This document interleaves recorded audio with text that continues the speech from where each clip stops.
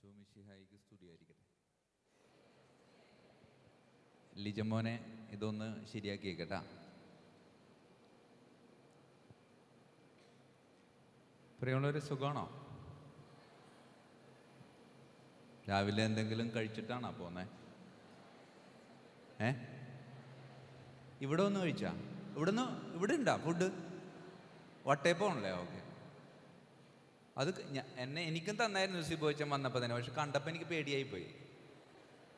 അപ്പം ഞാനപ്പോൾ റിജോയച്ചനോട് ചോദിക്കണമായിരുന്നു, ഇത് നിങ്ങളുടെ കളറ് നോക്കി ഉണ്ടാക്കിയാണെന്ന് ചോദിച്ചു. അപ്പം ഞാൻ റിജോയച്ചനായിട്ട് സംസാരിച്ചപ്പോൾ അച്ഛനാണ് എന്നെ ഇങ്ങോട്ട് വിളിച്ചത്. അപ്പം ഞാൻ വരാമെന്ന് പറഞ്ഞു.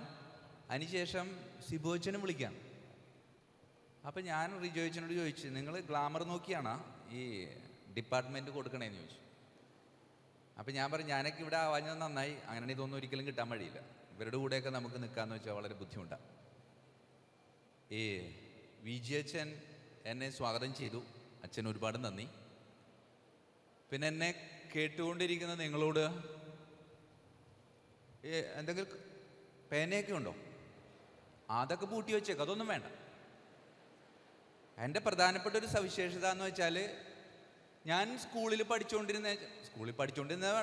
പോയിരുന്ന കാലഘട്ടത്തിൽ ഞാൻ ഫ്രണ്ടിലിരിക്കുള്ളൂ. ഫ്രണ്ടിൽ നമുക്ക് മുമ്പത്തെ ഒരു സീറ്റ് കണ്ടിട്ടില്ലേ? ഒരു 5 പേർക്ക് ഇരിക്കാൻ പറ്റും, അതിനകത്ത് 7 പേര് ഇരിക്കും. മുമ്പത്തെ അങ്ങനെയാണല്ലോ. എന്നിട്ട് അവന് തിക്കി കളിക്കും. അപ്പം 2 പുറത്തു പോവും, 2 ചിലപ്പോൾ അകത്തിരിക്കും. അങ്ങനെ നോക്കുമ്പോൾ ഒരു 4-മത്തേലാണ് ഞാൻ ഇരിക്കണത്. ഫ്രണ്ടിൽ തന്നെ ഇരിക്കും. കാരണം ഇങ്ങനെ നോക്കുമ്പോൾ 3 പെടുള്ളൂ, 4 തുടങ്ങി അപ്പുറത്ത് ഉണ്ടാവില്ല, കണ്ണി പെടൂല. അപ്പോൾ ഫ്രണ്ടിലിരിക്കുമ്പോൾ ടീച്ചർക്ക് ഒരു ധാരണയുണ്ട്, എന്താണ് അവൻ കുഴപ്പമില്ല. അപ്പം ആ ധാരണ വെച്ചിട്ട് ഞാനിങ്ങനെ ഫ്രണ്ടിലിരിക്കും. അവന്ന് പഠിച്ചുകൊണ്ടിരിക്കുമ്പോൾ എനിക്ക് 2 കാര്യങ്ങളും ഇഷ്ടമല്ല. ഒന്ന്, ചോദ്യം ചോദിക്കണം എനിക്കിഷ്ടമല്ല. 2, നോട്ട് എഴുതണത് ഒട്ടും ഇഷ്ടമല്ല. ഞാനപ്പോൾ എൻ്റെ കൂട്ടുകാരനുണ്ടേ, അവനോട് പറയുമായിരുന്നു, എടാ ശരിക്കും കാശ് നമ്മൾ അങ്ങോട്ട് കൊടുത്തല്ലേ പഠിക്കണത്? അതെ. ഇവിടുന്ന് കാശ് മേടിച്ചു ടീച്ചർമാരല്ലേടാ? അതെ. അപ്പോൾ അവരല്ലേ നമുക്ക് നോട്ട് എഴുതി തരേണ്ടത്? അതെ, ശരിക്കും അങ്ങനെയല്ലേ? നമ്മൾ കാശ് അങ്ങോട്ട് കൊടുത്തിട്ട് അവർ കാശ് ഇവിടുന്ന് മേടിച്ചിട്ട് പോയിട്ട് നമ്മൾ ബുദ്ധിമുട്ടാ. പിന്നെ അന്നേരത്തെ അത് പറയാൻ പറ്റൂല, അതുകൊണ്ട് നമ്മൾ അടങ്ങി ഒതുങ്ങി ജീവിച്ച്. പക്ഷെ അന്ന് ഞാൻ വിചാരിച്ചിട്ടുണ്ടായി, എന്നെങ്കിലും ഒരവസരത്തിൽ എനിക്ക് പഠിപ്പിക്കേണ്ടി വന്ന ഈ 2 കാര്യങ്ങൾ ഞാൻ ചെയ്യൂല. എന്താണ്? നോട്ട് എഴുതിക്കുകയുമില്ല, ചോദ്യം ചോദിക്കും. ഇതെൻ്റെ പ്രതികാരമാണ്. എന്നെ പഠിപ്പിച്ച ടീച്ചർമാരോടുള്ള എൻ്റെ പ്രതികാരം. ഈ പ്രതികാരം നിങ്ങളുടെ മനസ്സിലുണ്ടാവണം. നിങ്ങൾ പഠിക്കുമ്പോൾ നിങ്ങൾക്ക് ഇഷ്ടമല്ലാത്ത കാര്യങ്ങൾ എന്തെങ്കിലും നിങ്ങളുടെ ടീച്ചറിൻ്റെ ഭാഗത്തു നിന്നുണ്ടായാൽ അത് ഒരിക്കലും നിങ്ങൾ പഠിപ്പിക്കുമ്പോൾ നിങ്ങളെടുത്ത് പ്രയോഗിക്കരുത്. അതാണ് ഒരു ടീച്ചറിൻ്റെ അടിസ്ഥാനമായിട്ടുള്ള ഗുണമെന്നാണ് പറയുന്നത്. അപ്പോൾ ആ അടിസ്ഥാന ഗുണം നിങ്ങൾക്ക് ഉണ്ടാവട്ടെ എന്ന് സ്നേഹത്തോടെ ആശംസിക്കുകയാണ്. പ്രിയമുള്ളവർ, ഇങ്ങോട്ട് വന്ന് കയറിയപ്പോൾ തന്നെ ഞാൻ ഒരു കാറിന് വന്നപ്പോൾ കാറ് കൊണ്ടുപോയിട്ട് പ്രിൻസിപ്പൽ നെയ്തിയക്കനോടത്ത് പാർക്ക് ചെയ്യാൻ അനുവദിച്ചു. അപ്പോൾ തന്നെ ഒരു സന്തോഷമായി. കാരണം എന്താണ്? ജീവിതത്തിൽ കിട്ടൂല ആ സാധനം. അതുകൊണ്ട് അത് ഭയങ്കര സന്തോഷമായിപ്പോയി. അതിനുശേഷം ഞാൻ പോണ വഴിക്ക് ഞാൻ ഈ കുണ്ടായി ഹോസ്പിറ്റലിലൊന്ന് കയറാമെന്ന് വിചാരിച്ചിട്ടുണ്ടായി. അപ്പോൾ ജോൺ ഡോക്ടർ ഇവിടെ ഉണ്ട്, ഇവിടെ ഞാൻ കണ്ടുണ്ട്. ഡോക്ടർ പറഞ്ഞു, അച്ഛാ അവിടെ ഇത്തിരി തിരക്കായിരിക്കുള്ളൂ, പക്ഷേ ബാക്കിലേക്ക് കയറിക്കോ, അവിടെ ഡോക്ടർ ജോൺ എന്ന് പറഞ്ഞുകൊണ്ട് ഒരു സ്ലോട്ട് ഉണ്ടാവും, അവിടെ പാർക്ക് ചെയ്തു എന്ന് പറഞ്ഞു. ഒറ്റ ദിവസത്തിൽ പ്രിൻസിപ്പളും ഡോക്ടറും ആവാനുള്ള അവസരമാണ്. പ്രിയമുള്ളവരെ, ഞാനിങ്ങനെ എന്നെ ഇവിടെ വിളിച്ചിരുത്തി എനിക്ക് ചായ കൊടുത്തുകൊണ്ടിരിക്കുമ്പോൾ സിസ്റ്റേഴ്സായിട്ട് സംസാരിച്ചിരിക്കുമ്പോൾ സിസ്റ്റേഴ്സ് പറഞ്ഞു, അച്ഛാ വന്നിരിക്കണവരൊക്കെ നല്ല വിവരമുള്ളവരാണ് കേട്ടോ, അതുകൊണ്ട് ഇടപഴകുമ്പോൾ സൂക്ഷിച്ച് ഇടപഴകണമെന്ന് പറഞ്ഞു. ഞാൻ പറഞ്ഞു, കുഴപ്പമില്ല, കാരണം നിങ്ങൾക്ക് വിവരമുണ്ട്, പക്ഷെ എനിക്കില്ലല്ലോ. 2 വിവരമുള്ളവർ ഇടപെടുമ്പോഴാണ് പ്രശ്നം ഉണ്ടാവണത്. അതുകൊണ്ട് വിവരമില്ലാത്ത എനിക്ക് ഒരു വിഷയമല്ല. അപ്പം നിങ്ങളുടെ മുമ്പിൽ ഞാനിങ്ങനെ നിൽക്കുമ്പോൾ എന്ത് എങ്ങനെ ഇതൊന്നും എനിക്കൊരു പിടുത്തില്ല. നിങ്ങളുടെ മുമ്പിൽ ഞാൻ നിൽക്കുമ്പോൾ എനിക്ക് ആദ്യമായിട്ട് നിങ്ങളോട് പറയാനുള്ളത്, നിങ്ങൾ ആരാണ്?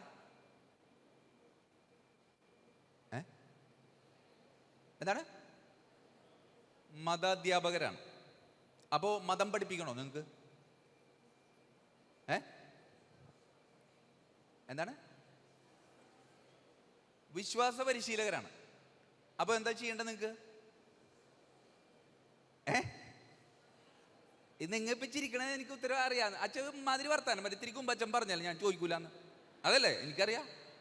പിന്നെ എൻ്റെ ചോദ്യത്തിൻ്റെ എന്ന് വെച്ചാൽ എല്ലാവർക്കും ഉത്തരം ഉണ്ടാവും. ഉത്തരവില്ലാത്ത ചോദ്യങ്ങളല്ല, ഉത്തരമുള്ള ചോദ്യങ്ങൾ, വളരെ സിമ്പിളായിട്ട് ഇഷ്ടം പോലെ ഉത്തരങ്ങളുള്ള ചോദ്യമാണ് എൻ്റെ കൂടെ ഉള്ളത്. അതുകൊണ്ടാണ് ഞാൻ അങ്ങനെ ചോദിച്ചത്. ഞാനേ എൻ്റെ പള്ളിയിൽ സേവനം ചെയ്തുകൊണ്ടിരിക്കുമ്പോൾ കുടുംബ യൂണിറ്റ് ഉണ്ടോ നിങ്ങൾക്ക് വീട്ടിലൊക്കെ? ഒരു കുടുംബ യൂണിറ്റിൽ എത്ര പേരുണ്ടാവും? അത്യാവശ്യം കുറച്ച് പേരുണ്ട്. അങ്ങനെ ടീച്ചറിൻ്റെ യൂണിറ്റ് വീട് എവിടെയാണ്? ഇരുന്നാ പറഞ്ഞാൽ മതി, എൻ്റെ മുമ്പിൽ എഴുന്നേക്കാൻ പാടില്ല. പടിഞ്ഞാറ് ചാലക്കുടി. ടീച്ചറിൻ്റെ യൂണിറ്റിൻ്റെ പേരെന്താണ്? Saint Paul unit. ശരിയാണോന്നോ ഓടിച്ചെന്ന് ചോദിക്കേണ്ടി വരും. ടീച്ചറായി പോയില്ലേ, പറഞ്ഞില്ല. ഇത് ഏതെങ്കിലും എടുത്ത് പറയും, ഞാനവിടെ പോയി അന്വേഷിക്കാൻ പോകണ്ട. ഇല്ലാട്ട ടീച്ചറെ. അപ്പോൾ പൗലോസ് അപ്പോസ്തലൻ്റെ യൂണിറ്റിൽ ടീച്ചർ പോയി അല്ലേ? ആ യൂണിറ്റിൽ എത്ര വീട്ടുകാരുണ്ടെന്ന് അറിയാമോ? എത്രയാണ്? 42 വീട്ടുകാരുണ്ട്.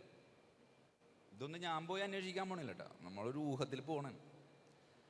പ്രിയമുള്ളവരെ, എൻ്റെ പള്ളിയിൽ ഇതുപോലെ ഒരു യൂണിറ്റിൽ ഞാൻ ചെന്നേക്കാം. ഇച്ചിരി വൈകിപ്പോയി ചെന്നപ്പോൾ മരിയ കൊരേത്തി യൂണിറ്റാണ്. ആ യൂണിറ്റിന് പ്രത്യേകതയുണ്ട്. നമ്മുടെയൊക്കെ യൂണിറ്റിൽ ഇവിടെ ഉണ്ടാകുന്ന അറിഞ്ഞൂടാ. ഒരു ടീപ്പോയി വെച്ചിട്ടുണ്ടാവും, ഒരു കുരിശുരൂപം വെച്ചിട്ടുണ്ടാവും, പിന്നെ പോരാഞ്ഞിട്ട് ഈ വിശുദ്ധൻ്റെ ഫോട്ടോ വെച്ചിട്ടുണ്ടാവും, അപ്പുറത്തും അപ്പുറത്തും 2 തിരി കത്തിച്ച് വെച്ചിട്ടുണ്ടാവും. അതായത് ഇങ്ങനെ ചത്ത് കിടക്കണ എണ്ണയായിരിക്കും കാണു കഴിയുമ്പോൾ. നമ്മൾ അതുപോലെ എനിക്ക് തോന്നിപ്പോ. അപ്പം അങ്ങനെ ഇരിക്കുന്ന സമയത്ത് ഒരു ദിവസം എൻ്റെ സ്ലാങ് ചിലപ്പോൾ ഇത്തിരി കുഴപ്പമുണ്ടാവട്ടോ. അതായത് ചില സാധനങ്ങളൊക്കെ ഉപയോഗിക്കുമ്പോൾ അത് നിങ്ങൾ വിചാരിക്കും തെറിയല്ല കേട്ടോ, അത് ഞങ്ങൾ സാധാരണ ഉപയോഗിക്കുന്ന സാധനമാണ്. ഇപ്പം ചിലപ്പോൾ ഇങ്ങനെ മുഖം ഇങ്ങനെ, ചിലരുടെ മുഖം ഇങ്ങനെ ഇടയ്ക്ക് ഇങ്ങനെ വിടരും, കണ്ണിങ്ങനെ തള്ളും. അപ്പോൾ എനിക്ക് തോന്നുമ്പോൾ ദൈവം ഈ ഭാഷയ്ക്ക് കുഴപ്പമുണ്ടാകുന്നു. കാരണം ഞാൻ ആദ്യമായിട്ട് എൻ്റെ അപ്പോയിൻമെൻറ്റ് തൃശ്ശൂരായിരുന്നു. എൻ്റെ വീട് പറൂരാണ്. പറൂരും തൃശ്ശൂരും തമ്മിൽ 40 കിലോമീറ്ററിൻ്റെ വ്യത്യാസം ഉണ്ടെങ്കിൽ അവരുടെ ഭാഷ തമ്മിൽ അജഗജാന്തര വ്യത്യാസമാണ്. അതായത് പറൂക്കാർ 10 മിനിറ്റ് കൊണ്ട് പറയണത് തൃശ്ശൂർക്കാർ 1 മിനിറ്റ് കൊണ്ട് പറയും. നമുക്ക് ഗദ്യമേ പോട്ടായി പോകും. അപ്പോൾ ഒരു ദിവസം ഞാൻ ആദ്യമായിട്ട് എൻ്റെ ഫസ്റ്റ് അപ്പോയിൻമെൻറ്റ് 2004 ഓർക്കണം, 2004 ഞാൻ തൃശ്ശൂർ പള്ളിയിൽ സേവനം ചെയ്തുകൊണ്ടിരിക്കുന്ന പ്രസംഗം പറയണം. ആൾക്കാരൊക്കെ ശ്രദ്ധിച്ചിരിക്കണം. അപ്പം ഞാൻ വിചാരിച്ച് ദൈവം എന്തെങ്കിലും കുഴപ്പമുണ്ടാവോ? ഞാൻ എന്നെ തന്നെ ഒന്ന് നോക്കിയപ്പോൾ പ്രഥമ ദൃഷ്ടി എനിക്ക് കുഴപ്പം, ഡ്രസ്സിൽ കുഴപ്പമില്ല. പിന്നെ അവർ വളരെ ശ്രദ്ധിച്ചിരിക്കണം. അവർ നന്നായാന്ന് വിചാരിച്ചു. പിന്നീട് മനസ്സിലായി എന്താണ് ഇവരിത് എന്തിട്ടാണ് പറഞ്ഞോട്ടെ എന്നുള്ള അഡീഷണലാണ് നമ്മുടെ നോക്കി നിൽക്കണത്. അങ്ങനെ തന്നെ ഞാൻ ഇതൊക്കെ കഴിഞ്ഞ് പ്രസംഗമൊക്കെ കഴിഞ്ഞ് അന്തോണീസുണ്ണിയാളുടെ പള്ളിയാണ്, വളരെ ഫേമസ് ആയിട്ടുള്ള പള്ളിയാണ്. പുറത്തിറങ്ങി നിൽക്കുമ്പോൾ ഒരു അമ്മച്ചീൻ്റെ അടുത്ത് വന്നിട്ട് പറഞ്ഞു, അച്ഛാ പ്രാർത്ഥിക്കണോ വെച്ചാന്ന് പറഞ്ഞു. നമ്മൾ പ്രാർത്ഥിച്ചേക്കാം. എന്തുറ്റി? കിടാവിന് ഓപ്പറേഷനാണ്, പ്രാർത്ഥിക്കണമെന്ന് പറഞ്ഞു. പ്രിയമുള്ളവരെ, നമുക്ക് ഒറ്റ കിടാവുള്ളൂ. ഞാൻ പറഞ്ഞു ഓക്കെ, കിടാവിൻ്റെ ഓപ്പറേഷൻ അല്ലേ, ഞാൻ പ്രാർത്ഥിച്ചേക്കാന്ന് പറഞ്ഞു. അങ്ങനെയാണ് അടുത്ത ഡയലോഗ് കേട്ടപ്പോൾ നമുക്ക് സഹിക്കാൻ പറ്റില്ല. എന്താണ്? അച്ഛാ ഈ ഓപ്പറേഷൻ കഴിഞ്ഞിട്ട് ഞാൻ കിടാവായിട്ട് പള്ളിയിൽ ഒരാട്ട ഒന്ന് തലേ കൈ വെച്ച് പ്രാർത്ഥിക്കണമെന്ന് പറഞ്ഞു. പ്രിയമുള്ളവരെ, കിടാവിനെ കെട്ടാനുള്ള സ്ഥലമില്ല, ഇത് തലേ കൈ വെച്ച് എന്താവും നമുക്കൊരു പിടിയുമില്ല. അതുകൊണ്ട് ഞാൻ വേണോ വേണ്ടെന്ന് നിൽക്കുമ്പോൾ കപ്പ്യാരൻ്റെ അടുത്ത് കൊണ്ട് പറഞ്ഞു, അച്ഛാ കിടാവ് എന്ന് പറയണത് ഇവിടെ കൊച്ചാണ് കേട്ടോ, അച്ഛൻ്റെ കിടാവല്ല എന്ന് പറഞ്ഞു. അതായത് ഇങ്ങനെ സ്ലാങ്ങിൽ കുറച്ച് വ്യത്യാസങ്ങളുണ്ട്. അപ്പോൾ ശരിക്കും പറഞ്ഞാൽ പറൂരാണോ തൃശ്ശൂരാണോ എന്ന് ചോദിച്ചാൽ രണ്ടുമല്ല. ഇത് എൻ്റെ അമ്മ പറയും, അമ്മ ഇപ്പം മരിച്ചുപോയി, പുള്ളി മോളിൽ ഇപ്പുണ്ട്, സന്തോഷത്തോടെ കേൾക്കണ്ടാവും. എടാ നിനക്കൊരു രണ്ടും കെട്ട ഭാഷയാണ്, അതുമില്ല ഇതുമില്ല. എൻ്റെ അമ്മയുടെ അടുത്ത് ഞാൻ കാര്യമായിട്ട് സംസാരിച്ചിരിക്കുന്നു. അമ്മ പറയും, എടാ നീ എന്തുട്ടാണ് ഈ പറഞ്ഞോട്ടണെന്ന് ചോദിക്കും. അത് പെറ്റമ്മക്ക് മനസ്സിലാക്കാൻ പറ്റാത്ത ഭാഷയുള്ളവനാണ് ഞാൻ. അതുകൊണ്ട് ഞാൻ നിങ്ങളോട് പറയുമ്പോൾ എന്തെങ്കിലും നിങ്ങൾക്ക് മനസ്സിലാകാതെ പോകുന്നുണ്ടെങ്കിൽ അത് നിങ്ങളുടെ കുഴപ്പമില്ല, മറിച്ച് അതെൻ്റെ കുഴപ്പമാണോ. അതുകൊണ്ട് അതിനകത്തൊരു വിഷയമില്ല. അപ്പോൾ ഞാനിങ്ങനെ കുടുംബ യൂണിറ്റ് ചെന്നപ്പോൾ കുടുംബ യൂണിറ്റ് തുടങ്ങി. അപ്പോൾ ഏതാണ്ട് ഒരു 10-35 ആളുകളുണ്ട്. അപ്പോൾ കുരിശുരൂപം ഇങ്ങനെ എഴുന്നേറ്റ് നിൽപ്പുണ്ട്, മരിയ കൊരേത്തി അവിടെ ഇരിപ്പുണ്ട്, 2 തിരി അവിടെ കത്തണുണ്ട്. അപ്പോൾ ഞാനതിൻ്റെ പിന്നിൽ എനിക്ക് കിട്ടിയ സ്ഥലത്തിരിക്കുക. അപ്പോൾ ഒരു അമ്മയും കുഞ്ഞും കൂടിയും കുറച്ചങ്ങോട്ട് മാറി ഒരു 40 അടി ദൂരത്തിലിരിപ്പുണ്ട്. അമ്മ കുഞ്ഞിനോട് ചെവിയിൽ എന്തോ പറഞ്ഞു, ഞാൻ കേട്ടിട്ടില്ല. കുഞ്ഞെഴുന്നേറ്റു, പതുക്കെ കയ്യും കൂപ്പി ഇങ്ങനെ വരിക. അപ്പം അതിൻ്റെ അർത്ഥം എന്താണ്? ആ സ്തുതി കൊടുക്കടാന്നാണ്. അപ്പോൾ കുഞ്ഞ് വളരെ കഷ്ടപ്പെട്ട് വരികയാണ്, ആളുകളുടെ ഇടയിൽ കൂടി ഇങ്ങനെ തിങ്ങിഞ്ഞിറങ്ങി നടന്നു തുടങ്ങിയിട്ടുള്ളൂ. അപ്പം ഞാൻ ബുദ്ധിമുട്ടിക്കണ്ടല്ല എന്ന് വിചാരിച്ച് ഇവിടെ ടീപ്പോയാണ് ഞാനിങ്ങനെ നിന്നിട്ട് ഇങ്ങനെ നിൽക്കുമ്പോൾ ഈ കുഞ്ഞ് പതുക്കെ വന്നിട്ട് അവിടെയുള്ള കുരിശു രൂപത്തിൽ ഈശോയ്ക്ക് സ്തുതി കൊടുത്തിട്ട് തിരിച്ചുപോയി. ഞാൻ ഈ പട്ടിമുള്ള നിൽക്കണമല്ലോ ഇങ്ങനെ നിൽക്കാം. അപ്പം ഞാൻ ദൈവം ഇത് പിന്നെ വായിൽ നാവളുകൊണ്ട് അന്നേരത്ത് നമ്മൾ പിടിച്ചിന്ന് രക്ഷപ്പെട്ടിട്ട് നമ്മൾ നേരെ എനിക്ക് ദേഷ്യം വന്നിട്ടുണ്ടെങ്കിലല്ലേ അല്ലേ, അങ്ങാടി തോറ്റതിന് ആരോടാണ്? അമ്മയോടാണ്. എനിക്ക് ദേഷ്യം വന്നിട്ടുണ്ടെങ്കിൽ ഞാൻ തീർക്കണത് മുഴുവനും ആരോടാണ്? അമ്മയില്ല, അമ്മ മരിച്ചുപോയി. ഞാൻ തീർക്കണത് കർത്താവിനോടാണ്. കർത്താവിനോടെന്ന് പറയുമ്പോൾ കുരിശി കിടക്കണ കർത്താവിനോട് ഞാൻ തീർക്കുള്ളൂ. കാരണം എന്താണ്? അവൻ ഓൾറെഡി ലോക്കാണ്. അതുകൊണ്ട് തിരിച്ചൊന്നും പറയുമില്ല, ഒരു അപകടവും നമുക്ക് പ്രതീക്ഷിക്കണം. അതുകൊണ്ട് കുരിശി കിടക്കുന്ന കർത്താവിനോട് ഞാൻ ദേഷ്യപ്പെടും. അങ്ങനെ ദേഷ്യപ്പെടാൻ വേണ്ടിയിട്ട് കുടുംബം കൊണ്ട് കഴിഞ്ഞപ്പോൾ ഞാൻ പള്ളി കയറിയൊക്കെയാണ്. പള്ളി കയറിയിട്ട് എൻ്റെ കർത്താവിനോട് ഞാൻ പറഞ്ഞു, എൻ്റെ പൊന്നു കർത്താവ് എന്തൊരു പണിയാണ് കാണിച്ച് നാറ്റിച്ചല്ല, വല്ല കാര്യം ഉണ്ടായ ആ പിള്ളേർ കാര്യശ്ശേരി വായിലാക്കൊണ്ട് രക്ഷപ്പെട്ട്, എന്നാലും വളരെ മോശമായി പോയിട്ടാ. അപ്പോൾ കർത്താവ് എൻ്റെ അടുത്ത് പറഞ്ഞൊരു കാര്യമുണ്ട്. ശരിക്കും എന്താണ് ആ കൊച്ചു പറഞ്ഞതെന്ന് ചോദിച്ചു. എന്താണ് ശരിക്കും? ഈശോ മിശിഹായിക്ക് സ്തുതിയായിരിക്കട്ടെ. എന്നിട്ട് ചോദിച്ചു, എടാ സ്തുതി കൊടുത്തായിരിക്കാണെന്ന് ചോദിച്ചു. സ്തുതി കൊടുത്ത് ഈശോയ്ക്ക്. അപ്പൊ നീ മനസ്സിലാക്കേണ്ട ഒരു കാര്യമുണ്ട്, അത് കൊച്ചിൻ്റെ കുഴപ്പമല്ല. നിന്നെ കണ്ടിട്ട് നിന്നിലെ ക്രിസ്തുവിനെ കൊച്ചിന് കാണാൻ പറ്റിയില്ല. അതുകൊണ്ട് കൊച്ചിന് കാണാൻ പറ്റാവുന്ന രീതിയിൽ ക്രിസ്തുവിനെ ജീവിതത്തിൽ കൊണ്ടുനടക്കാൻ പറഞ്ഞു. പ്രിയമുള്ളവരെ, സ്തുതി പറയാറുണ്ടോ നമ്മൾ? സ്തുതി പറയുന്നത് കുറവാണ്. കാരണം എന്താണ്? കുഴപ്പമിതാ, എന്ത്? എൻ്റെ കൂടെ ഞാൻ കൊണ്ടു നടക്കേണ്ട ക്രിസ്തു എൻ്റെ കൂടെ ഉണ്ടോ? അവനെ എൻ്റെ ജീവിതത്തിലെ ഓരോ വാക്കിലൂടെയും പ്രവൃത്തിയിലൂടെയും ചിന്തയിലൂടെയും മറ്റുള്ളവരിലേക്ക് പകർന്നു കൊടുക്കാൻ പറ്റുന്നില്ലെങ്കിൽ സ്തുതി പറയാത്തതിന് കുഞ്ഞിനെ കുറ്റം പറഞ്ഞിട്ട് കാര്യമില്ല, സ്വയം കുറ്റമേൽക്കണം. അതിന് നിങ്ങൾ തയ്യാറാണോ അല്ലേ എന്നുള്ള. ഞങ്ങൾ ഒരുമിച്ച് കുറച്ച് വൈദികർ ഒരു ഡിസ്കഷനിൽ ഏർപ്പെട്ടപ്പോൾ ഒരു സുഹൃത്ത് വൈദികൻ ഞങ്ങളടുത്ത് ചോദിച്ചു, അച്ഛന്മാരെ ഒരു ചലഞ്ച് തരാമെന്ന് പറഞ്ഞു. ഓക്കെ, സ്വീകരിക്കാൻ തയ്യാറാണ്. എന്നിട്ട് അദ്ദേഹം ഞങ്ങൾക്ക് തന്ന ചലഞ്ച് ഇതാണ്: വൈദിക വസ്ത്രം ഉപയോഗിക്കരുത്, കയ്യിൽ മതപരമായ ഒരു സാധനവും പാടില്ല. അങ്ങനെ ഒരു സാധാരണക്കാരനായി ആളുകളുടെ ഇടയിൽ ജീവിക്കുക. എത്ര ദിവസം കൊണ്ട് മറ്റുള്ളവരെ കൊണ്ട് പറയിപ്പിക്കാൻ പറ്റും നീ ഒരു അച്ഛനാണ്? പ്രിയമുള്ളവരെ, വല്ലാത്തൊരു ചോദ്യമായിപ്പോയി. ഉടുപ്പിടരുത്, മതപരമായ ഒന്നും പാടില്ല, അച്ഛനാണെന്ന് പറയരുത്. പരിചിതമല്ലാത്ത ഒരു സമൂഹത്തിൽ നീ ജീവിച്ചാൽ എത്ര സമയം കൊണ്ട് മറ്റുള്ളവർ നിന്നോട് ചോദിക്കും, ഡാ നീ ഒരു അച്ഛനാണോ? അത് തന്നെ ഞാൻ നിങ്ങളോട് ചോദിക്കാം. മതപരമായ ഒന്നും കയ്യിൽ പാടില്ല, മതപരമായിട്ടുള്ള ഒരു കാര്യവും വായിൽ നിന്ന് വീഴരുത്. അല്ലാതെ ജീവിതം കൊണ്ട് എത്ര നേരം കൊണ്ട് നിങ്ങൾക്ക് ഞാനൊരു ക്രിസ്ത്യാനിയാണ്, അല്ലെങ്കിൽ ഞാനൊരു വിശ്വാസ പരിശീലകയാണെന്ന് പറയിപ്പിക്കാൻ പറ്റും? ഒന്നാലോചിച്ച് നോക്കിയേ, എത്ര നേരം എടുക്കും? വേറെ എന്തെങ്കിലും ചോദിക്കുകയായിരിക്കും ചിലപ്പോൾ. പറയാതിരിക്കണേണ് നല്ലത്. എന്ത്? കാറ്റഗിസം ടീച്ചറാണെന്ന് പറയാതിരിക്കണേണ് നല്ലത്. പറഞ്ഞിട്ടുണ്ടെങ്കിൽ ഇതാ ചോദിക്കും. അങ്ങനത്തെ ഒരു അവസ്ഥയിലേക്ക് നമ്മൾ വരേണ്ടി വരുമോ എന്നൊരു ചിന്ത നമ്മുടെ ഉള്ളിലേക്ക് സൂക്ഷിക്കണം. അതുകൊണ്ട് പ്രിയമുള്ളവരെ, സ്തുതി പറയാൻ മറ്റുള്ളവർ പ്രചോദിപ്പിക്കുന്ന രീതിയിൽ ഒരു ജീവിതം എനിക്ക് നയിക്കാൻ പറ്റുന്നുണ്ട്. സ്തുതി പറയാവുന്ന ഒരു ജീവിതം ഞാൻ നയിക്കുന്നുണ്ടെങ്കിൽ തീർച്ചയായും എൻ്റെ വാക്ക്, പ്രവൃത്തി, പെരുമാറ്റം, നോട്ടം, അതിലൂടെ എൻ്റെ ഉള്ളിൽ വസിക്കുന്ന ഈശോയെ മറ്റുള്ളവരിലേക്ക് നമുക്ക് പകർന്ന് നൽകാനായിട്ട് പറ്റുമെന്നാണ് പറയുന്നത്. പ്രിയമുള്ളവരെ, ഞാൻ ഒന്ന് രണ്ട് കാര്യങ്ങൾ നിങ്ങളുടെ മനസ്സിലേക്ക് കൊണ്ടുവരുവാനായിട്ട് ആഗ്രഹിക്കാം. ഇത് ഒന്ന് മാറ്റിയിടോ മോനെ.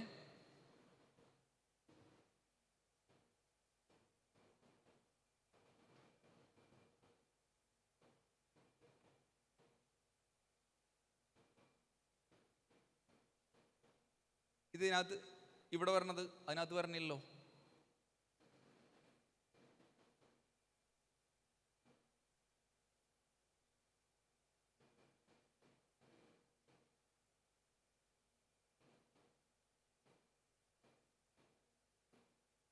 എന്തെങ്കിലും കുഴപ്പമുണ്ടോ?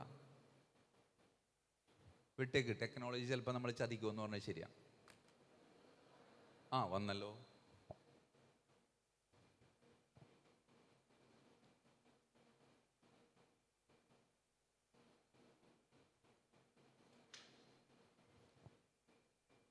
ഓക്കെ, പ്രിയമുള്ളവരെ, നിങ്ങൾ പഠിപ്പിക്കാനായിട്ട് വന്നത് ആരുടെയെങ്കിലും നിർബന്ധത്താലാണോ? വളരെ താല്പര്യത്തോടുകൂടെ ഈ പരിപാടിക്ക് വന്നവരൊന്ന് കൈവോക്കിയേ. പൊക്കും. ഒറ്റണത്തിന് താല്പര്യമെന്ന് എനിക്കറിയാം. വെറുതെ എന്നാണോ, എന്തിനാണെന്നാണോ പറയണത്? ഇത് അടുത്ത വർഷം ഇല്ലെങ്കിൽ സിബോച്ചിനോട് അച്ഛാ മറ്റേ പരിപാടി വെക്കച്ച എന്ന് പറഞ്ഞാൽ നിങ്ങൾ അഭിപ്രായം ഇല്ല. പിന്നെ നമ്മൾ പൊക്കാം, വെറുതെ ആണ്. ഇപ്പോൾ അത് ശീലമാണല്ലോ നമുക്കാണ്. അതുകൊണ്ട് അത് നിങ്ങൾ വെറുതെ പറഞ്ഞ. താല്പര്യത്തോടുകൂടി പഠിപ്പിക്കാൻ വന്നതാണെന്ന് ചോദിച്ചാൽ അപ്പോഴും പൊക്കും, പക്ഷേ വലിയ താല്പര്യമൊന്നും ഉണ്ടാവില്ല. ഒരു ഒറ്റ കാര്യം മാത്രമേ എനിക്ക് നിങ്ങളോട് പറയാനുള്ളൂ.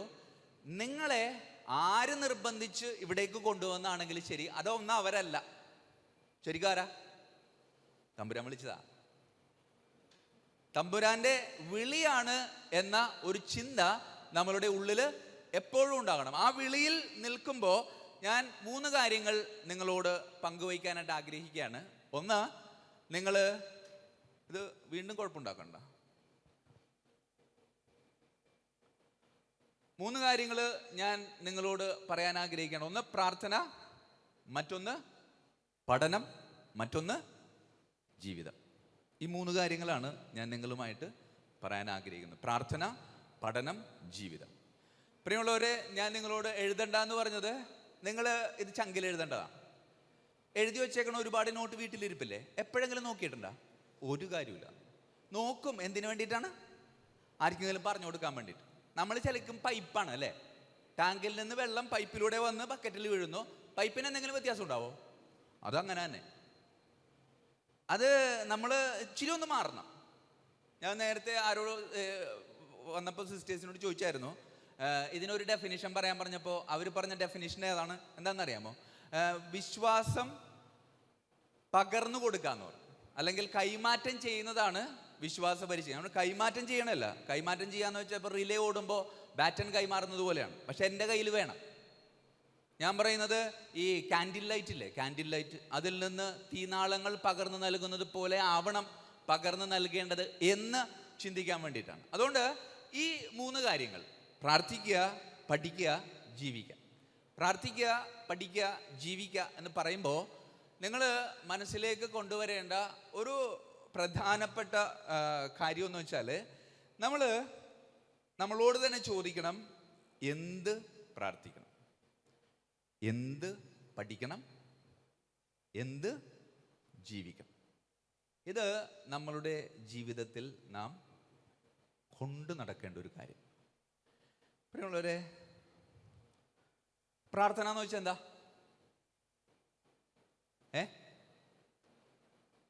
ദൈവത്തോടുള്ള സംഭാഷണമാണ്. ഈ വിശ്വാസ പ്രമാണമൊക്കെ പറയുമ്പോൾ എങ്ങനെയാണ് സംസാരിക്കാൻ പറ്റും? ഇതൊരു സംഭാഷണമാണ്.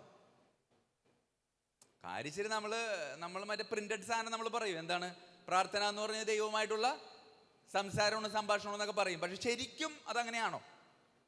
സ്വർഗ്ഗസ്ഥനായ ഞങ്ങളുടെ പിതാവേ, അതൊന്ന് സംസാരിച്ചു നോക്കിയേ. സ്വർഗ്ഗസ്ഥനായ ഞങ്ങളുടെ പിതാവ് വളരെ ടെക്സ്റ്റഡ് ഫോർമാറ്റാണ്. അതൊന്ന് സംസാരിച്ചു നോക്കിയേ. എന്താണ്? അപ്പാ, നിന്റെ പേര് കൊള്ളാട്ടാ. അത് ഒരു കൊളോക്കിയൽ സ്ലാങ്, അതാണ് സ്വർഗ്ഗസ്ഥനായ ഞങ്ങളുടെ പിതാവ്, എൻ്റെ അപ്പ. അങ്ങനെ നാമം നിന്റെ പേര് കൊള്ളാട്ടാ, നിന്റെ വീടും കൊള്ളാം. എന്താണ്? സ്വർഗ്ഗസ്ഥനായ ഞങ്ങളുടെ പിതാവ്, അങ്ങയുടെ നാമം പൂജിതമാകണമേ, അങ്ങയുടെ രാജ്യം വരണമേ. പിന്നെ നിന്റെ മനസ്സ് സമ്മതിക്കാതിരിക്കാൻ പറ്റില്ല. നിന്റെ മനസ്സ്, അങ്ങയുടെ തിരുമനസ്സ് സ്വർഗ്ഗത്തിലെ പോലെ ഭൂമിയിലും ആകണമേ. പിന്നെ എന്താണ്? അങ്ങയുടെ രാജ്യം വരണം, അങ്ങയുടെ തിരുമനസ്സ് സ്വർഗ്ഗത്തിൽ. പിന്നെ അന്നു വേണ്ട ആഹാരം. നീ ആള് കൊള്ളാം, നമ്മളൊന്ന് സൂചിപ്പിക്കണവനാ. എന്നിട്ട് പറഞ്ഞേ, ഭക്ഷണമൊക്കെ തന്നേക്കണം, നേരത്തെ ചെയ്ത് തെറ്റ് പുറത്തേക്കണം, വരുമ്പോൾ പ്രലോഭനങ്ങളുണ്ട്, ഒന്ന് കാത്തേക്കണം. ഞാൻ പറഞ്ഞ ഒരു ഒരു ഒരു ഒരു ഒരു പഠനം, ഒരു സ്ലാങ് അവിടെ ഉണ്ടാക്കണമെന്നാണ് പറയുന്നത്. അപ്പോൾ പ്രാർത്ഥന എന്ന് വെച്ചാൽ ശരിക്കും പ്രാർത്ഥന പഠിപ്പിക്കാറുണ്ടോ? നമ്മൾ പ്രാർത്ഥന പഠിപ്പിക്കാറുണ്ട്? പഠിപ്പിക്കാറില്ലേ? എങ്ങനെ പഠിപ്പിക്കുക പ്രാർത്ഥന? നിങ്ങൾ പ്രാർത്ഥന പഠിച്ചേ? സ്വർഗ്ഗസ്ഥന എങ്ങനെ പഠിച്ച്? കാണപ്പടം പഠിച്ചാണോ? അല്ലേ? കാണപ്പടം പഠിച്ചല്ലേ? വിശ്വാസ പ്രമാണമൊക്കെ നമ്മൾ കാണപ്പടം ഓർക്കണല്ലേ? പ്രിയമുള്ളവരെ, കാണാപ്പാടം പഠിക്കണതിന് ഇംഗ്ലീഷ് എന്താണ്? അതിന്റെ മലയാളം എന്ന് പറഞ്ഞേ. അതായത് കാണാപ്പാടം പഠിക്കാന്നുള്ളതിന് ഇംഗ്ലീഷ് എന്താണ്? By heart. അതിന്റെ മലയാളം എന്ന് പറഞ്ഞേ. നമ്മൾ ഈ വാക്കുകളൊക്കെ ഉപയോഗിച്ച് നശിപ്പിച്ചേക്കണത്. നമ്മള് പിള്ളേരെയൊക്കെ കാണാപ്പാടം പഠിപ്പിച്ച് കൊല വിളിച്ചേക്കണം. ഞാനിപ്പോഴും ഓർക്കുന്നുണ്ട്, ഞാൻ ഒറ്റ കല്ല് എന്നാണ് വിശ്വാസപ്രമാണം പഠിച്ചത്. മറ്റേ അന്ന് ആ ടീച്ചറിനെ എനിക്ക് കാണുമ്പോൾ എണ്ണം കൊടുക്കാൻ തോന്നി പിടിച്ചു. ഒന്ന് ആലോചിച്ചു നോക്കെ, വിശ്വാസപ്രമാണം പഠിപ്പിക്കണം അങ്ങനെയാണെന്നേ. ഞാൻ ഈ അടുത്ത് ഒരുത്തിനോട് ചോദിച്ചടാ വിശ്വാസപ്രമാണം ചെല്ലെന്ന് ചോദിച്ചപ്പോൾ അവൻ ചോദിക്കണം അച്ഛ കൊന്തക്കടയിലാണോ ഖുർആൻ കടയിലാണോ എന്ന് ചോദിച്ചു. അപ്പൊ എന്താണെന്ന് അല്ല അച്ഛ കൊന്തക്കടയിലാണോ മറ്റേ ഖുർആൻ കടയിലാണോ എന്ന് ചോദിച്ചു. ഞാൻ പറഞ്ഞു എന്തെങ്കിലും ചെയ്യുന്നവർ. അപ്പൊ അവൻ ഒരാങ്ങടി ചെല്ലാണ്, ചെല്ലിട്ട് എൻ്റെ വലിയ വീഴ വെച്ചിട്ട് അച്ഛൻ ബാക്കി കുമ്പസാരിച്ചിട്ട് മതിയാ അല്ലെങ്കിൽ ഇപ്പൊ വേണമെന്ന് ചോദിച്ചു. അപ്പൊ ഏകദേശം എനിക്കൊരു ധാരണയായി. ഞാൻ പറഞ്ഞു നീ എന്തെങ്കിലും കാട്ടറാന്ന്. പ്രിയമുള്ളവരെ, നമ്മൾ ചില കാര്യങ്ങൾ കുട്ടികൾക്ക് പഠിപ്പിക്കുമ്പോൾ അതെ അവരെ നിർബന്ധിച്ച് പഠിപ്പിക്കണേ. നിർബന്ധിച്ച് പഠിപ്പിക്കുമ്പോൾ നമുക്ക് ഇച്ചിരി ബുദ്ധിമുട്ടാ. നമ്മൾ അവരെ അതൊന്ന് മനസ്സിലാക്കിപ്പിക്കണം. വാക്ക് കറക്റ്റാ, ഹൃദയം കൊണ്ട് പഠിപ്പിക്കണമെന്നാണ്. നമ്മൾ പലപ്പോഴും എന്താണ് നമ്മൾ നിർബന്ധിക്കണം, പീഡിപ്പിക്കുകയാണ് ചിലപ്പോൾ. ഒരു ടീച്ചറെ കാണുമ്പോൾ നമ്മൾ അടുത്തേക്ക് വരുമോ? കുട്ടികൾ നമ്മുടെ അടുത്തേക്ക് വരുമോ? വരണം. വന്നാലേ നമ്മൾ രക്ഷപ്പെട്ടു എന്നുള്ളതാണ്. അതുകൊണ്ട് ഞാൻ പറയും പ്രാർത്ഥിക്കുക. എന്താണ് പ്രാർത്ഥിക്കേണ്ടത്? പ്രാർത്ഥനയാണ്. അടുത്തത് പഠിക്കുക. എന്ത് പഠിക്കണം? എന്താ പഠിക്കണം? പ്രാർത്ഥനകളാണ് നമ്മൾ പഠിക്കുന്നത്. അപ്പൊ അതെങ്ങനെ പഠിക്കണം? കാണാപ്പാടമല്ല, ഹൃദയം കൊണ്ട് പഠിക്കണം. അത് ഞാനൊരു ഉദാഹരണം കുറച്ച് കഴിയുമ്പോൾ കാണിച്ചു തരാം. പിന്നീട് ജീവിക്കാന്നുള്ള നമ്മളുടെ രൂപത എന്തിന് പ്രതിഷ്ഠിതമാണ്? തിരുഹൃദയത്തിന് പ്രതിഷ്ഠിത. അപ്പോ ശരിക്കും എന്താണ് ഈ തിരുഹൃദയം? തിരുഹൃദയത്തിലുള്ളത് എന്തൊക്കെയാണ്? പ്രിയമുള്ളവർ, ഇപ്പോഴത്തെ പിള്ളേരുടെ ചോദ്യം കേട്ടിട്ടുണ്ടേ? പിള്ളേരുടെ ചോദ്യം നമ്മൾ ശരിക്കും പറഞ്ഞാൽ സൂക്ഷിച്ച് നിൽക്കണം. എൻ്റെ അടുത്ത് വന്നിട്ട് ഒരു ചെക്കനെ ഒരു ദിവസം ചോദിക്കണം, അച്ഛൻ ഇവിടെ വന്നാൽ ഒരു സംശയം ഉണ്ടെന്ന് പറഞ്ഞു. എന്താണ് അച്ഛാ? പരിശുദ്ധാത്മാവിൻ്റെ അപ്പൻ്റെ പേരെന്താണെന്ന് ചോദിച്ചു. എൻ്റെ എന്ത് പറയും നമ്മൾ? ആ നേരത്തെ എൻ്റെ കൂട്ടുകാരൻ എന്നെ ഫോൺ വിളിച്ച്, അവൻ എനിക്ക് ഇഷ്ടമില്ലാത്ത കൂട്ടുകാരനാണ്, പക്ഷെ ഞാൻ അവനോട് കാര്യമായിട്ട് സംസാരിച്ചെന്ന്. അതുകൊണ്ടുള്ള മെച്ചതായിരുന്നു. പിന്നെ അവനെ കാണുമ്പോൾ എനിക്ക് ഫോൺ വന്നില്ലെങ്കിൽ ഞാൻ വെറുതെ എന്തൊക്കെയുണ്ട് വിശേഷം സുഖമാണോ അങ്ങോട്ട് പോകും. കാരണം ചോദ്യങ്ങൾ അങ്ങനത്തെയാണ്. നമ്മൾ എന്തും പ്രതീക്ഷിക്കണം ചോദിക്കാൻ. പ്രിയമുള്ളവരെ, ഞാൻ വീണ്ടും ചോദിക്കുകയാണ് നിങ്ങളോട്. നേരത്തെ ചോദിച്ചു തന്നെ. നേരത്തെ ഞാൻ ഒരുത്തിനോട് ചോദിച്ചല്ലോ, അച്ഛാ കുർബാൻ്റെ ഇടയിലാണോ കൊന്തക്കടയിലാണോ എന്ന് ചോദിച്ചല്ലോ.